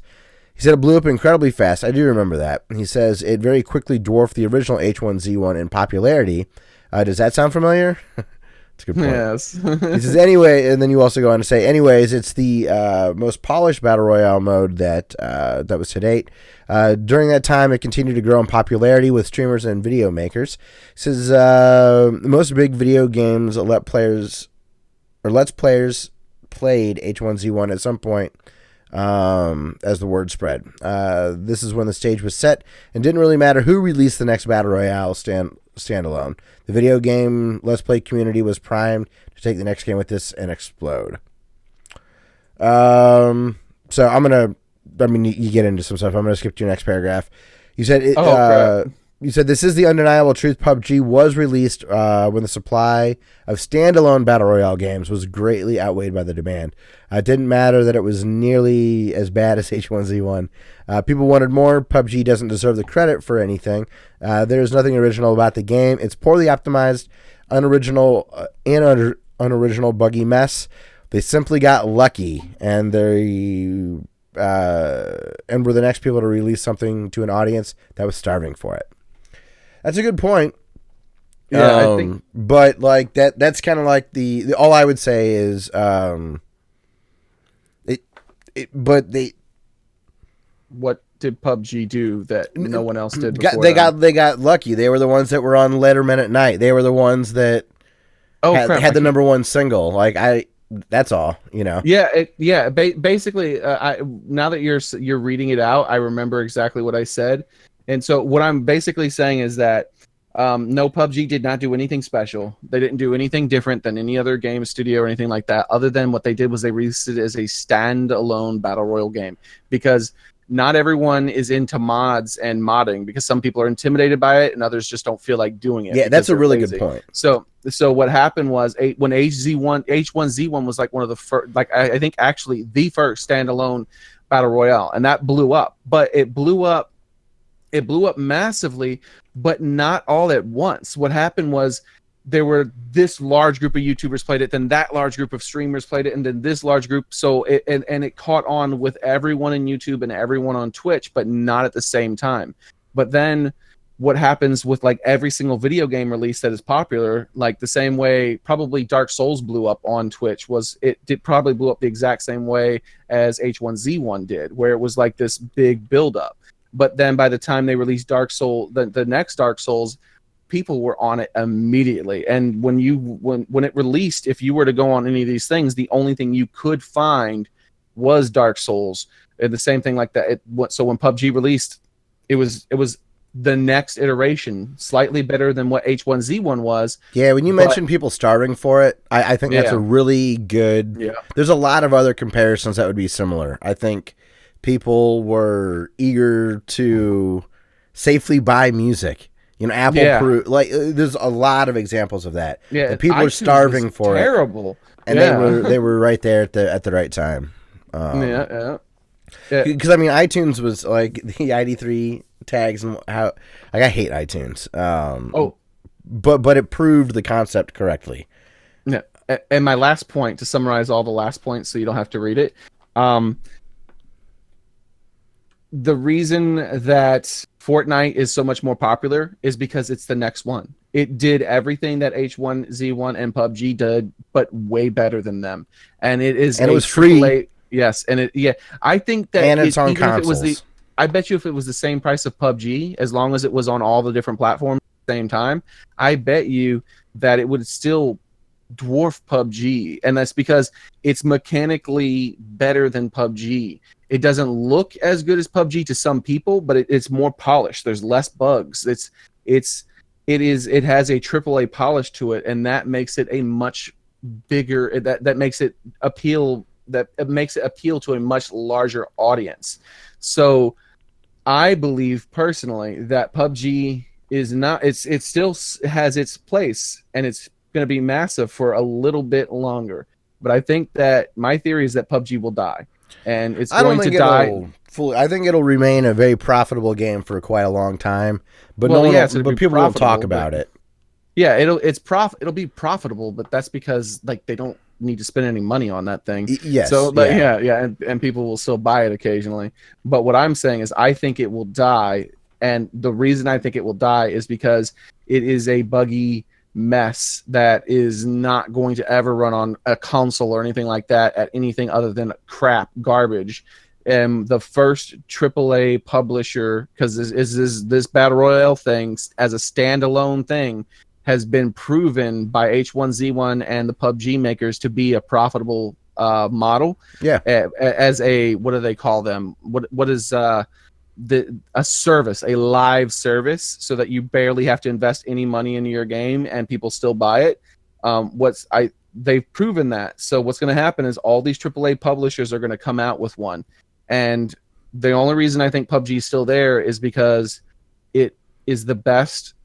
It is currently the best realistic, with quotation marks, looking battle royale game. But the moment AAA publisher like we hear Call of Duty's possibly. I was gonna say, you get Treyarch's take on it if they can get the 100 on 100 to work. Because a lot of people are playing PUBG in first person, so but that's not the barrier anymore. Like a third or a first person game can easily do extremely well. As long as they get those few things, like the massive server size, and the not being too laggy, and just I think performance is a really big deal, and I agree with you that in the long run, if nothing else came around and Fortnite and PUBG were the same price, I agree with you. I think PUBG would still lose that battle. Yeah, and I do understand the appeal to PUBG over Fortnite because some people don't like cartoony stuff. And it's also a slower pace. It's a longer game. It's, if you look at some games of Dota last 45 minutes, but that never happened in Heroes of the Storm, for example. That's probably one of the reasons Fortnite's more appealing. For someone like me, that's absolutely a big reason why it's more appealing. And some people do like the more methodical, slow pace, but it feels totally different because of that. But I agree with you that Fortnite, because of that, will appeal to more people. Yeah, as far as mass appeal goes, I don't know the game timers on these games, but like let's just say 15 to 30 minutes. 15-minute game timer will have a much larger mass appeal than a 30-minute game timer. But not always, but in general and head-to-head scenario. In this case, I would definitely agree with that. Yeah, people don't like to lose for a long time. There's a reason why there's a very niche crowd of people that plays Civilization, because losing for a long time it's torture. It's very painful. You're in a bad situation, and this will happen with those PUBG games. You don't have or Fortnites. I'm sure you'll be behind. You're like, I can't find anything good. I know everyone now probably has all the best gear. Look, I can see people, but I don't want to engage because I'm a half hour into this already. Yeah, because I have like I hope I can pick up like some scraps off some dead dude that like will give me a gun that will allow me to compete. Like I don't have to have the best gun, but I'm just walking around with this freaking whatever rarity weapon, or Yes. So yeah. Well, definitely point taken. I don't disagree with you. Yeah, I think it'll be interesting to see. I'm personally still not interested in the genre. I got that out of my system a long time ago. It's not my kind of genre. Like I'm not skilled enough to do well in it consistently. I could get lucky every now and again, but I've got too much of a learning curve, and I'm more of a single player game person anyways. So yeah, I'm with you there. That being said, I want this genre to do well and take off and continue to bring people into more games, just I don't know. I'm not anti the genre, and if it gets overdone, it gets overdone and it'll go away. Oh, you mean when it gets overdone? Touche. It's gonna go away. Yeah, but it could be a decade. Look how long that's Call a good of point. Duty Yeah, lasted, right? Yeah. Like Call of Duty is almost just now kind of dying out, where it's been plateaued for a little while, but yeah. It plateaued at the top. It's still good for 10 million copies a release or whatever. I don't know, actually. Maybe it might die faster. Maybe the half-life on these games is decreasing or increasing. How would you say that? Anyways, whatever. Because I just realized basically those first-person shooters were sort of kind of replaced. Yeah, decreasing. Yeah, they were sort of replaced with like MOBAs and stuff? The hero shooters. What are those ones called? Like like Team Fortress and hero shooter, right? And like Overwatch and stuff. Overwatch, yeah, games like Overwatch, I think, and the half-life on those hasn't been. I mean, like those things haven't lasted nearly as long. If they're about to be replaced in popularity with this, but I don't know. This probably feels like it might have a little more. Game. Yeah, I don't know. Yeah, I don't think this is going to be a competitive tournament game thing, kind of a thing, because you can't really. It's not fun to watch. That's a big problem with esports in general. Is it's not as fun to. Like you need to know more than you do with regular sports. Like even if you don't know anything about football or soccer or whatever, you understand the basics of like basketball. Oh, that team in that color gets points if the ball goes in that circle. Like it's not. Video games don't tend to be that easy to understand the basics of it. Yeah. Oh, I've been torturing my stream. With what? Because there's a lot. Not all of my subscribers, but there's a lot of my subscribers who request for me to play Fortnite. They're like, "When are you gonna play Fortnite?" They're like really into telling Fortnite. Me not selling out. And no, I'll be like, I'm just not interested in that. That's why I'm not playing. I play games I enjoy because I'm not an actor. I can't pretend like I'm having fun, and be good at it. Like I'm doing my thing, right? I'm just gonna play guns and have fun. So I got asked enough. Google, and you don't have to Google it. In your search bar, not in your search bar, but in your address bar on your page, put in survive with no e.io. Like survive.io with no e. Oh, crap. I gotta close that. Do you see that screen that popped up? Survive.io with no e. Okay. With no e. That I was like, all right, guys, I'm going to play some Fortnite today. And that's what I brought up. It works exactly like Fortnite. It is a top-down thing with like your characters are little circles with like little circle arms. And it works exactly like Fortnite. You pick up all these little guns. You can play duos. I think I saw someone showing. Sorry, chat. That started the playing music. Yeah. Oh, I'm sorry. I should have warned you. I think I've actually seen that. It has all the same mechanics of Fortnite except for the building. But of course it looks like a game that could be on the NES. Yeah, it's itch.io or whatever. Yeah, yep, and it's online. There's like 100 people in each server, and it was funny. You can play duos and everything. You can play on squads. Yeah. Hey, if all you got your Chromebook. Yeah. So I was like, hey.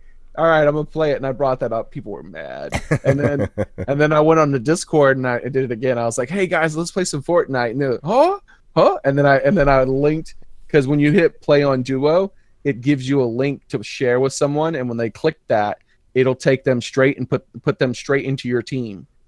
And so Laz accepted it, and so me and Laz played 2 duo matches, and on our second one we won. Oh hell yeah! And that's not impressive. It's still fun. Winning's winning. Think about it. The only people playing that damn game are trolls like me, like messing with their chat. In which case, those might be some difficult people to deal with, or children who were told that they're not allowed to play Fortnite because it's addictive or something, right? Like no, because Fortnite is free and it's on everything. You could probably play it on your phone in a few months. Who knows? Fortnite, you can already. Oh, never. You can see, and exactly. It runs well. So the only people playing that game are kids who were told by their parents that they can never play Fortnite because of the news said it was addictive or something. Them damn video games. So me and Laz smashed some children up. Okay, do you have Demez's comments up? Do you want to read a few of them, and then I'll? Oh yeah, sure. Just start wherever you do, and I'll when you stop, I'll read some. Then. Okay. He's got a lot, so if we miss some Demez, apologize. Okay. I got no problem with the established games adding a battle royale mode. Let me actually move this to my other screen. Okay. I don't have to look over it. All right, there we go. I love how the camera tracks you well. I can tell when you're looking at different screens. Yeah, I keep looking cool. whenever I look like this, I'm looking at chat. And when I was looking up like this, that's when I was actually trying to read this. But okay, so I got no problem with established games adding a battle royale mode.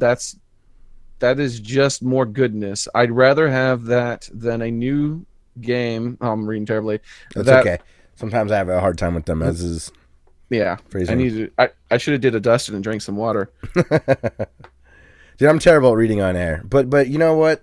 Bill Burr is as well. And all right, so he's a successful entertainer. A new game that all it is a battle royale mode. Kind of like it. Oh, so he's wanting a standalone battle royale game, basically. Yeah, he said he'd rather this comment is he'd rather have a standalone game. That's what I was saying in my giant comment, was because there's only 2 of those right now. There's H1Z1. Well, no, technically there's 3 now. There was H1 and Z1 in Fortnite. I mean PUBG, but now there's Fortnite. Oh crap! Oh no! Oh crap! What'd you do? Sorry. Did you delete all of our comments? No, I was about to start. No, I was about to start playing the video because I clicked the wrong button. So I don't know if that was going to come through on the thing. I finally played some Bloodstained Castlevania on Genesis. Bloodline Castlevania on the Genesis on my EverDrive. So I've never heard of Bloodstained Castlevania on my EverDrive. After all these years, it's gnarly rad. Yes, it is. Okay, so it's hard to read his comments sometimes because he uses like abbreviated words. And sometimes it's all just like on his phone or whatever. Oh, so you get some funky typos. Yeah, I think he meant to say I think I never played back in the day. I never played back in the day. Yeah, because it's only VER. That's all I got to go off of. So I'm getting better at it. It's been years, but I never played back in the day. I only had one video store that rented Genesis, and it didn't get in. I never played it, and I never got any of them newer Redbox Genesis games, so I missed out on all those too. Yeah, Bloodlines. Bloodlines. I feel like he's doing it on purpose. He capitalized A and N and then not Y. It's just He's trying to mess with us, make it hard to read. Then he's been pulled the longest con of all time. He's like, I'm gonna see if I can burn them out. He's like, this is dark. He's got some Dark Souls comments. He wants it to be challenging on purpose. Almond milk is great for cereal and ultra low calories. Also, cashew milk is great for cereal. These great for smoothies too. Add frozen fruit and half a banana. I've never had cashew milk. I bet I'd love that. I like almond milk. Yeah, I do. I love almond milk too. That unsweetened vanilla, pricey. Man. Yeah, it's a little more pricey, but I think it technically tastes. For me, not technically. No, it just does. For me, it tastes better than normal whole milk. And it lasts way longer. Oh, it'll last you 2 months in the fridge instead of a week and a half. Yes. Okay. Here's the thing. Hey, how's it going, Sky? Sky's a childhood friend. Oh, cool. Yeah. Xearrik, your arch nemesis has arrived. Yeah. A lot of the games that are on my backlog are games that he loved and played the crap out of, and I always meant to get to. Like, people were asking me because Dante is in they added a Dante thing and Monster Hunter World. Okay. And yeah, and from Devil May Cry, Dante, or yeah, Devil May Cry. I've never played any Devil May Cry games, but I think Sky's like played them all. I know at least he's played the first few because I remember seeing him once do it. Let's see. But yeah. My advice about almond milk. Yes, what you're saying about it lasting, for sure. If you're the type of person whose milk goes out of date because you're just not drinking enough, only buy almond milk from now on. Trust, like, it lasts forever. You will never waste it. Yeah, it really is like 2 or 3 month like shelf life in your fridge, which is awesome. Yeah. So okay. What else we got here? But Rob is still awesome for one reason. That gyro spinner.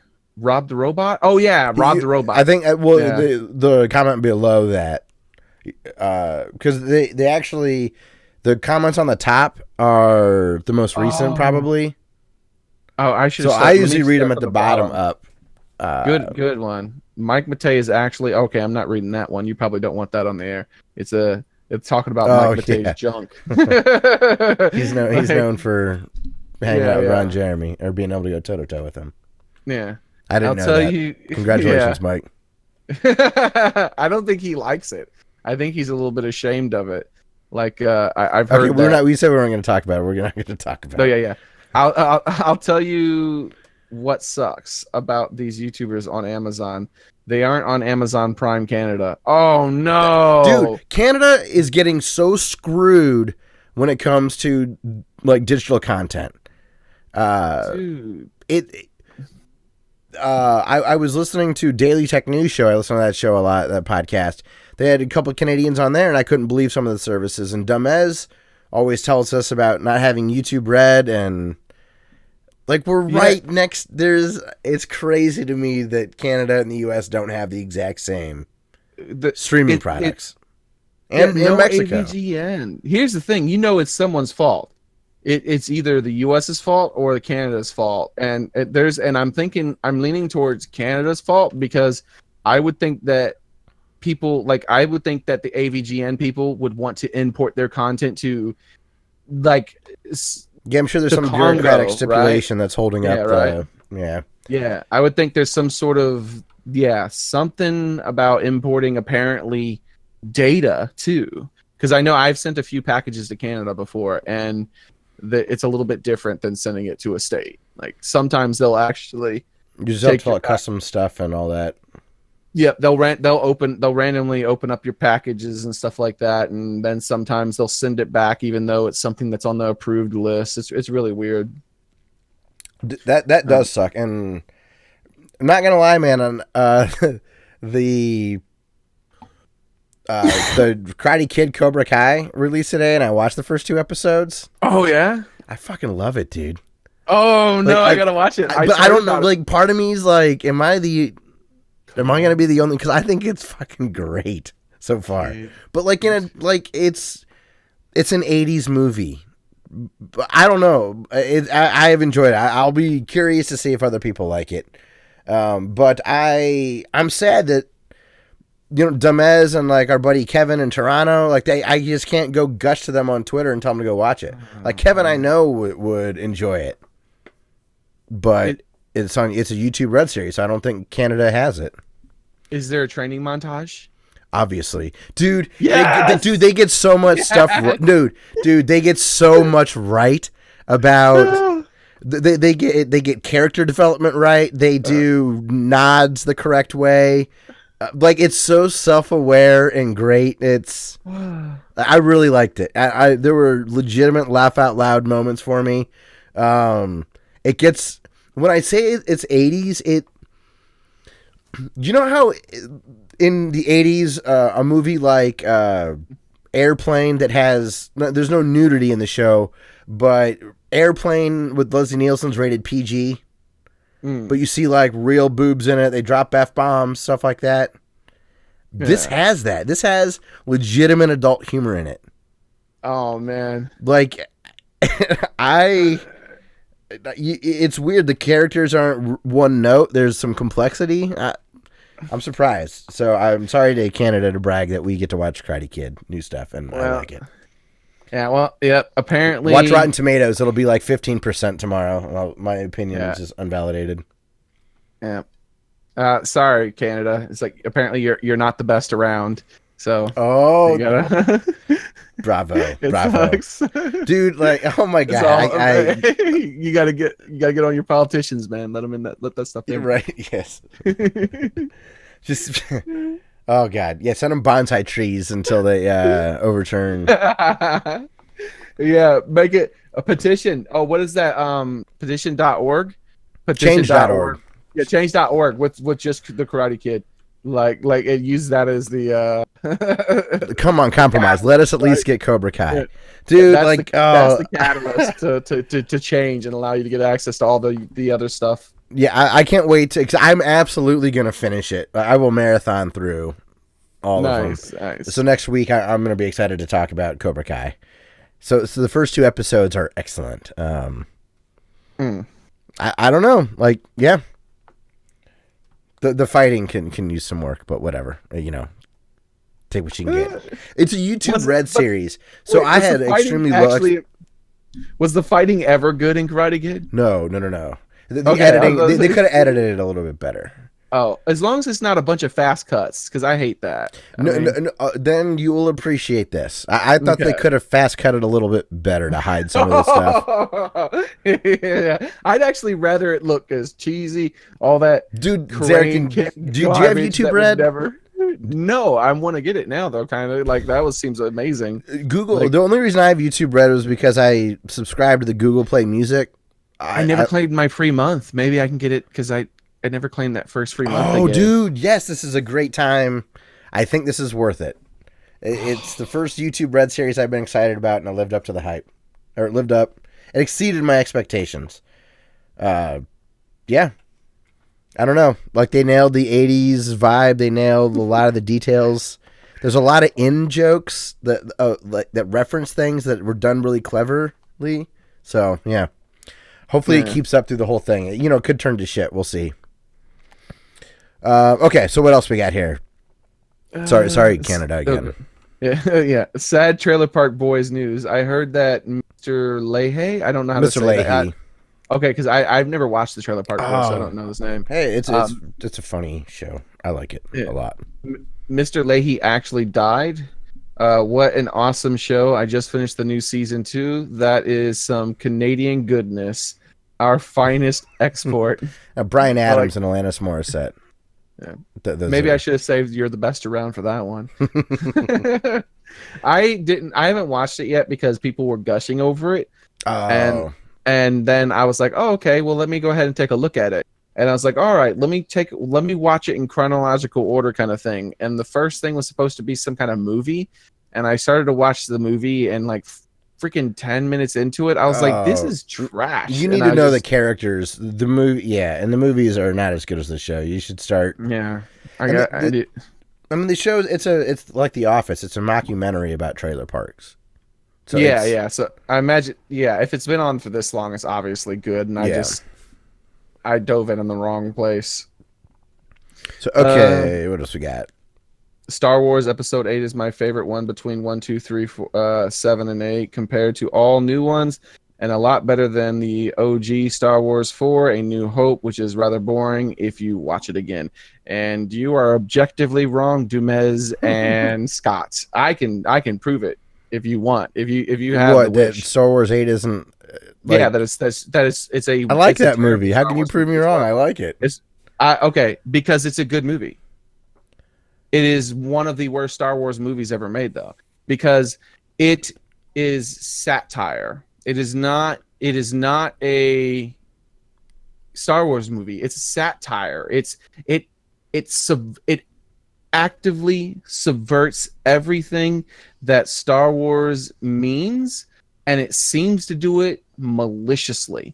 And everything, and not just, and the messed up part is not just for the main 3 movies, but for everything, but even for Episode 7, it subverts that stuff. Yeah, but who cares? With no actual, well, who cares? Because it's supposed to be a Star Wars movie, right?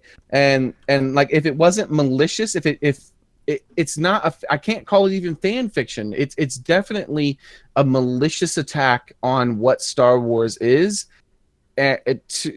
because I don't think they like it. I don't think not only do they not have respect for the original source material, I think they dislike it. Well, you almost have to do that in some capacity because, as unlike Star Trek, Star Wars is much more limited in the lore and whatnot. So you just have to start burning it down and starting again. No, that's not. Oh, that's not it. That they could do that. It's so easy for them to do that. But there's more than just burning it down. They're actively destroying. I can't tell you. I guess I didn't get that impression. The only thing spoiling, I can talk to you after this and tell you about and we can talk about the spoilers, and then you will see. Xearrik, I won't care. I'm telling you, I won't care. I'm not saying it's a bad movie. It's a good movie. Just like Episode 7 was good, and I really like Rey. She's awesome. She's fun to watch and like to see her do things, and it's awesome to see her succeed. But yeah, they actively subvert everything that Star Wars is meant to be, and Star Wars isn't meant to be Luke and Leia. I'm not saying that. What I'm saying is what Star Wars is, what the Star Wars franchise is, and what its core is. It actively subverts all that, and it doesn't seem like it's doing it to try to mix it up. It seems like it's doing it just to thumb people in the face. It's you remember, like, this is they killed. It's not that big of a deal. Second of the film, the first second of the film. So even if this is like as far as I'll go into it, this is like the first second of the film. Basically, is the Episode 7 ends with Rey handing the lightsaber to Luke, and that's a big moment. Everyone's like, "Oh wow, what is this, and what is this meaning?" And that kind of thing is definitely in that. That's a Star Wars feel to it almost. This like you want to know more. You want to see what the deeper story is, what the meaning of this thing, and what's going on with this, and and there's lots of examples of it to more extreme degrees in the original Star Wars. Like even the Luke, I am your father moment was like it's when that it ends there, and just finding out that Darth Vader is Luke's father isn't that. You need to know more. You need to go much more deep into it. And like the whole lightsaber thing was kind of contrived and silly, but it was all that movie Episode 7 had, right? What is this thing in relation to Rey and Luke, and how is this all going to play out? And then the first few seconds of the film, Luke grabs it, looks at it, throws it over his shoulder, and walks away. And it's a big middle finger to everyone. And that is not the only example. I can go scene by scene and show you that 90% of the movie is F you, F you, F you, everything. I don't see it that way. Yeah. It's like, like I kind of like that he's like, no, you're putting too much hype in a laser sword. Like that's not what it's about. I don't know. Yeah. And I like it. I'm not offended that they changed the rules and that this is not a rule change. I'm sending you a message. Okay. I don't think Xearrik, I don't think you realize how little I care. Like, I don't know how to tell you. Like, it's just, yeah. I mean, that's fine. If you thought it burnt it down, that's okay. Don't watch Episode 9, I guess. What?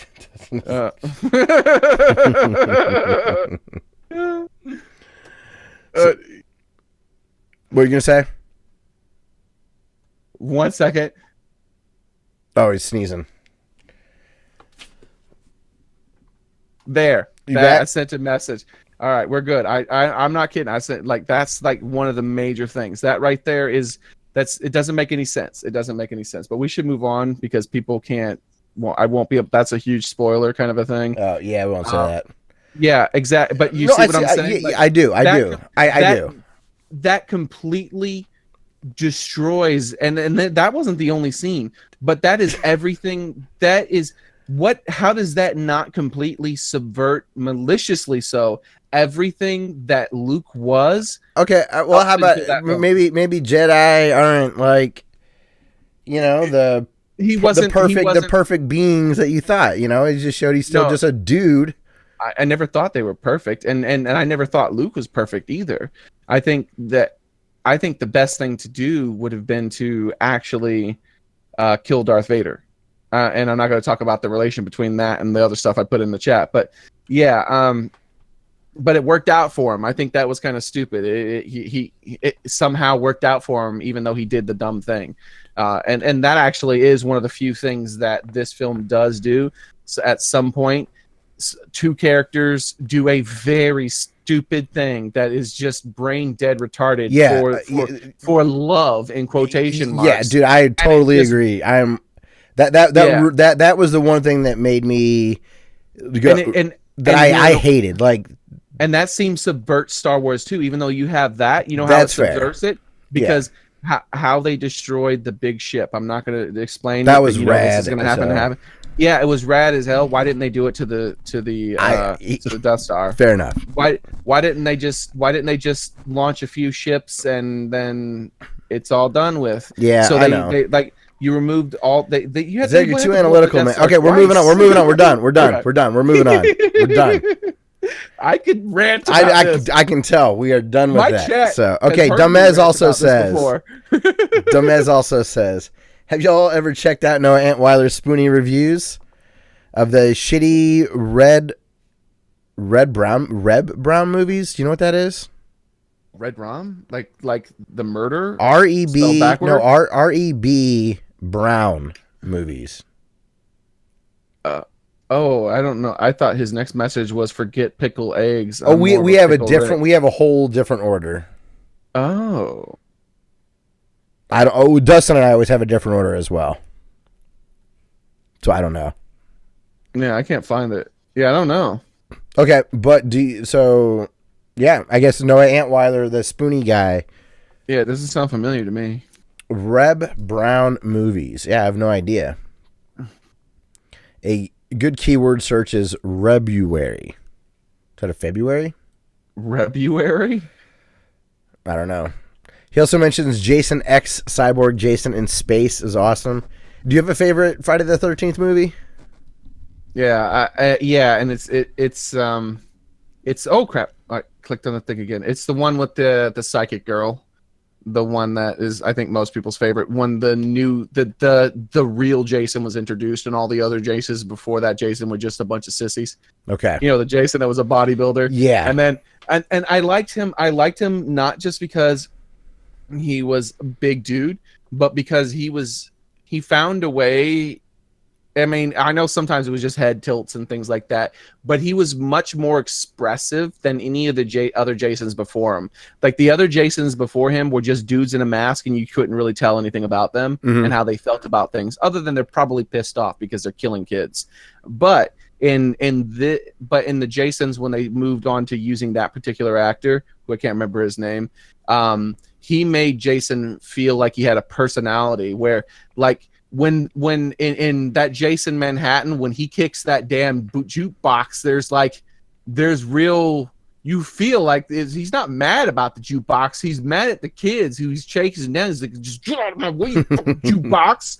And then he kicks the jukebox, and dudes are like, "What are you doing? We're kicking our jukebox." And he turns around, and then all the body language he needs to have is there, like, and he shows him his face. He's like, "I don't have time to do what you little bastards. I gotta deal with those other little bastards." So he just shows him his face. Like he was so much more expressive, even though he never spoke. Yeah. I knew exactly what he was thinking. Where in the other ones is like, well, who knows what he was thinking other than let's just kill these kids.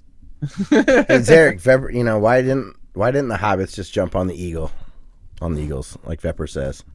Oh, I've heard a reason. There's some kind of there's some sort of reason I've heard before. It's super I'm nerdy. just yeah. It's like something I know. I've heard. I'm just trying to say set off your will actually glasses. No, I've heard reasonable explanations. Something like the eagles they're like majestic beings. They're not a taxi service, and it wouldn't be fair to ask them to die for it. And maybe they could have tried to get them to die, but maybe Gandalf couldn't have convinced them to commit suicide. Only like help them. Dimmick's like, no. It's a MacGuffin. That's all. It's no big deal. Yeah. MacGuffin. Dumbass says Road to Hell Retribution is reskinned as Road Rash. I did not know that. He also comments, Circle of the Moon, that Castlevania game, was indeed the first Game Boy Advance game after Symphony of the Night. He beat it on Melodor a long time ago. I own it, and I've never played it, unfortunately. I hear it's really good. It's kind of all I know about it. Is that? I think we actually got through all of them. Let me double check here. Billy Mitchell. He also has a Billy Mitchell comment. He says, Billy Mitchell said the same thing Bill O'Reilly had said. Basically, just you wait and see. There will be documents later, then you will all see. But we never see. Billy Mitchell is a dirty cheater, and I'm glad his records are gone. The removal of his Pac-Man score isn't about the score being fake. It's about Twin Galaxies not allowing confirmed cheaters, no matter what the high score, real or not. Also, did you notice how the Twin Galaxies legally made their statement, cleverly avoiding lawsuit? They did not say he cheated. They said, to paraphrase, we reviewed all the evidence and decided to remove the scores and ban him. But they did not make the positive claim that he cheated. That's smart. Yeah, I think that it should have gone deeper than that. Like, I think Galaxies should have left. Like, I think they should have got booed off and people started using something else because, like, they knew there's no way that Hourcade and stuff. Like, there's other services that have tried to take off and none of. Yeah, I wish that another service would have in that time. Like, I'm not a speedrunning fan. I'm not one of those types of people who enjoy that kind of thing. And I don't want to do it myself because I feel like it ruins most of the game. Like, I don't know. It kind of ruins the game for me. Like, I want to experience as much of it as possible. Maybe it's just because I've never really been wealthy, so it's always about getting the most bang for my buck. Sure. But like, look, there's an interesting face on that wall. I'd like to look at that wall for a while. This is not speed running like types of style. My viewers who watch me, when they watch me play God of War 4, I'm probably gonna have the longest God of War playthrough and on all of YouTube. And I don't think anyone else is saying, "Oh, that's a weird word." You know what? I want to go look that up on Google and see what that word means. Yeah, but I guess that doesn't like. Yeah. It's but related to like Twin Galaxies and high scores and stuff. Like, I don't think very many people want to be the curators of that information. Yeah, if it's not automated at the system level. Yeah, thanks for taking it back to the correct subject. I don't know why I just went off on a tangent there. But yeah, definitely. I wish that they would have got replaced because. Well, they kind of did. I mean, that Jace Hall guy bought them a couple years ago, so they have changed ownerships. Oh, that's good. So maybe he just wasn't. I think that's why the good old boys stuff is getting. Oh, right. Like, I thought it was asterisks or whatnot. I thought it was getting the good old boy stuff was getting that treatment because they got thrown under the bus like crazy. Like they had no choice but to do that because of the public. And they took a long time to do it because I saw the day actually that video was released and it started to go viral almost immediately. I actually got it in my recommended and watched it. That video where that kid did that, and he also he also made fake speed run. He like at the end of the video, he made a fake speed run, and he showed how he did it. And he's like, "Yeah, this is fake, and I'm gonna submit it to Twin Galaxies."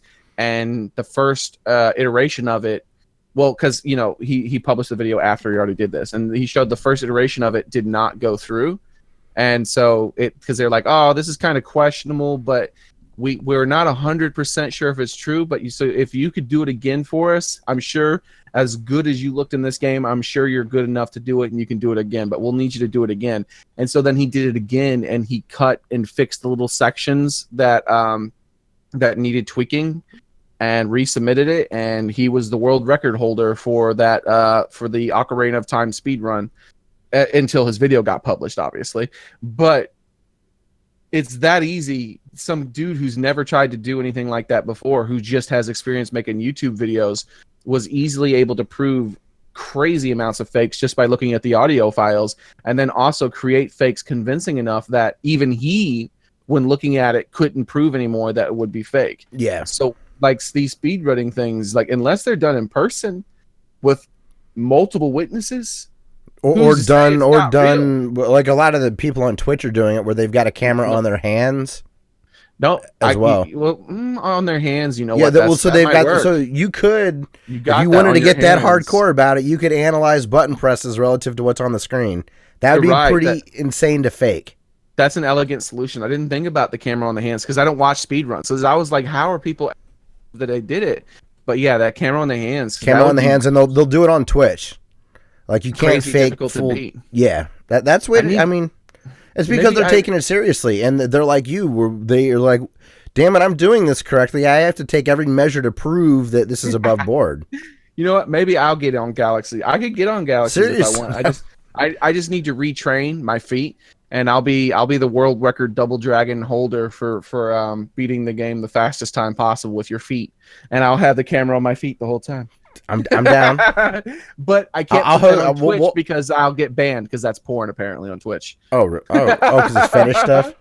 Yeah, you can't have, if you show that's how people try to get people banned who are new to Twitch that they don't like. Some new person shows up they don't like. They're like, oh man, hey. They'll come up with some weird reason. They'll be talking about like their knee or something. And they're like, oh man, show us your feet real quick. That'd be funny. And then they show them their feet and they get banned off Twitch sometimes. Weird. Like, yeah. Well, whatever. So, all right, man, I think that's going to do it for the show this week. I am out of stuff to say. I did all the talking. I'm sorry. No, it's nice, dude. So long. Better than no episode, and you did really good. It'll be an excellent episode. I'm excited to have people hear it, and it'll be different, yeah, because normally I do most of the talking, so I feel bad for Dustin every week. I tried to get Dustin to host, and he's like, no, I don't want to do that. I'm like, oh, okay. Mm-hmm. Oh, Pepper in chat broke out the jejune word. Do you understand that? Mm-mm. Yeah. I'll explain it real quick. There's only two types of people in the world. This is my thing. Okay. There's people who use that word and deserve to get slapped in the face, and my subscribers, and that's it. So, if you're not a subscriber to me, I say that you shouldn't be using the word jejune, or else you deserve to get slapped in the face. I'm a subscriber, so that's an inside joke, obviously. So yeah, but I guess before I do all of our sign-off stuff, Xearrik, why don't you tell everybody where to interact with you and all that kind of stuff? I mean, we mention your channel a lot, but yeah, it's just like my name is spelled in the thing, Xearrik, and that should be able to find me. It's just I do mostly YouTube. And I try to do other social media stuff, but unlike most people, I guess I'm kind of too old. I don't know. I really struggle with the thinking when it comes to that. There'll be an amazing moment. I'll think of something really clever and funny, and then I just continue on with my day after I've told like someone who I know in real life. Yeah, never once has it occurred to me to put it on social media. So. We suck at it. I when I see a video game thing out in the real world, I do think about posting it on social media, so it at least crosses my mind. We're really bad about actually ever doing that, but yeah, I don't know. Social media is, it's tough for people like us in our mid-30s and whatnot. Or it can be. Some people are amazing at it. I just I don't know. Yeah. It's weird that you me and Dustin are all only months apart in our Yeah, age. I know. Yeah, and that's weird. I think Dustin and I graduated at different times. He's a grade ahead of me, but only like 4 or 5 months older. I can't remember when I graduated. I think it was 1999 or something like that. I graduated in 01. Yeah. If that helps. So, But mine was a bit different than normal schooling. Weird. I had a weird childhood, people. So okay. Well, we'll leave it at that. So, all right, everybody, make sure to go check out Xearrik's channel. He streams every day, pretty much, roughly. And his chat's awesome. So, I'd recommend hanging out over there. And I want to thank Ben Landis for letting us use his song Through the Forest as our intro music. The outro music is a song from Cubby. It's Tidal Force. It's the Renovation Mix. If you'd like to hear any back episodes of the podcast, you can get the entire archive at our website, classicleet.com. We're on all the regular podcast services like Google Play, Apple Podcasts, Stitcher, all that stuff. Whatever podcast app you use, if you search for Classic L337, you will find us. Social media that we are not strong with, but we do get notifications, so we do respond quickly. If you get a hold of us on Twitter, Instagram, Facebook, YouTube, or even SoundCloud, you get a hold of us there. If you'd like to support the channel, we have Amazon affiliate links in the description, and also share the podcast or give us a rating if you enjoyed it. So, yeah, Xearrik, thanks again for coming on, man. I had a lot of fun. Hopefully here in the next week or two, you'll be able to come back on again. Because while things are good with Dustin, I mean, it's a baby. yeah, Like, he's not going to get sleep for months. So. Oh, yeah. excuse me. So, yeah, thanks again for coming on, Zach. I appreciate it, man. Yeah, I'm laughing at myself because I keep thinking about saying things and I keep changing my mind. Sorry. I was like, no, it's too cheesy. No, it's too cheesy. Gonna keep. Oh, okay. I thought you were going to the point where we're gonna get ads removed again. No. It's too cheesy. I was gonna say that maybe I can maybe pull some strings and get a special guest on and then then do something like that. Oh God, yes. the best election of all time. You know what? That looks like if they were to remake a Land of Confusion video from Genesis. You know what I'm talking about? It had like all the celebrities in it. But they looked like that Donald Trump and that Hillary Clinton you just brought up. But it was like Madonna and Michael Jackson. But it was like claymation. Sting was in there. I don't know. No, I don't remember exactly. Land of Confusion from Genesis. Look that up when we're done. You'll go, oh yeah, this. I forgot about this. I guarantee it. It was on MTV a ton. So. All right. Well, hey, I want to shout out everybody. Brian, it's good to see you a couple weeks in a row. GameCuber, Vepper, Divix, a pleasure. Angela was here for a bit. Jay Kickass Gamer was here.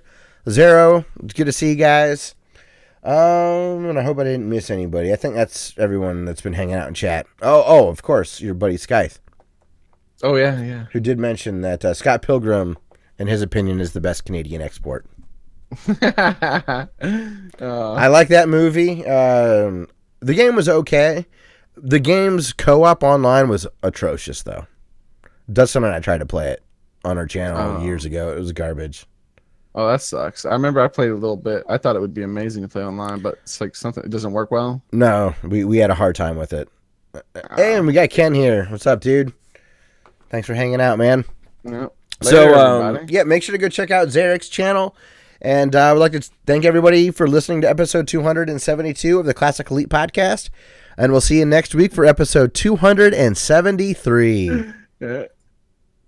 Boosh. Brilliant. All right. Oh, sorry, Ether. We were talking about Twin Galaxies, the world record people.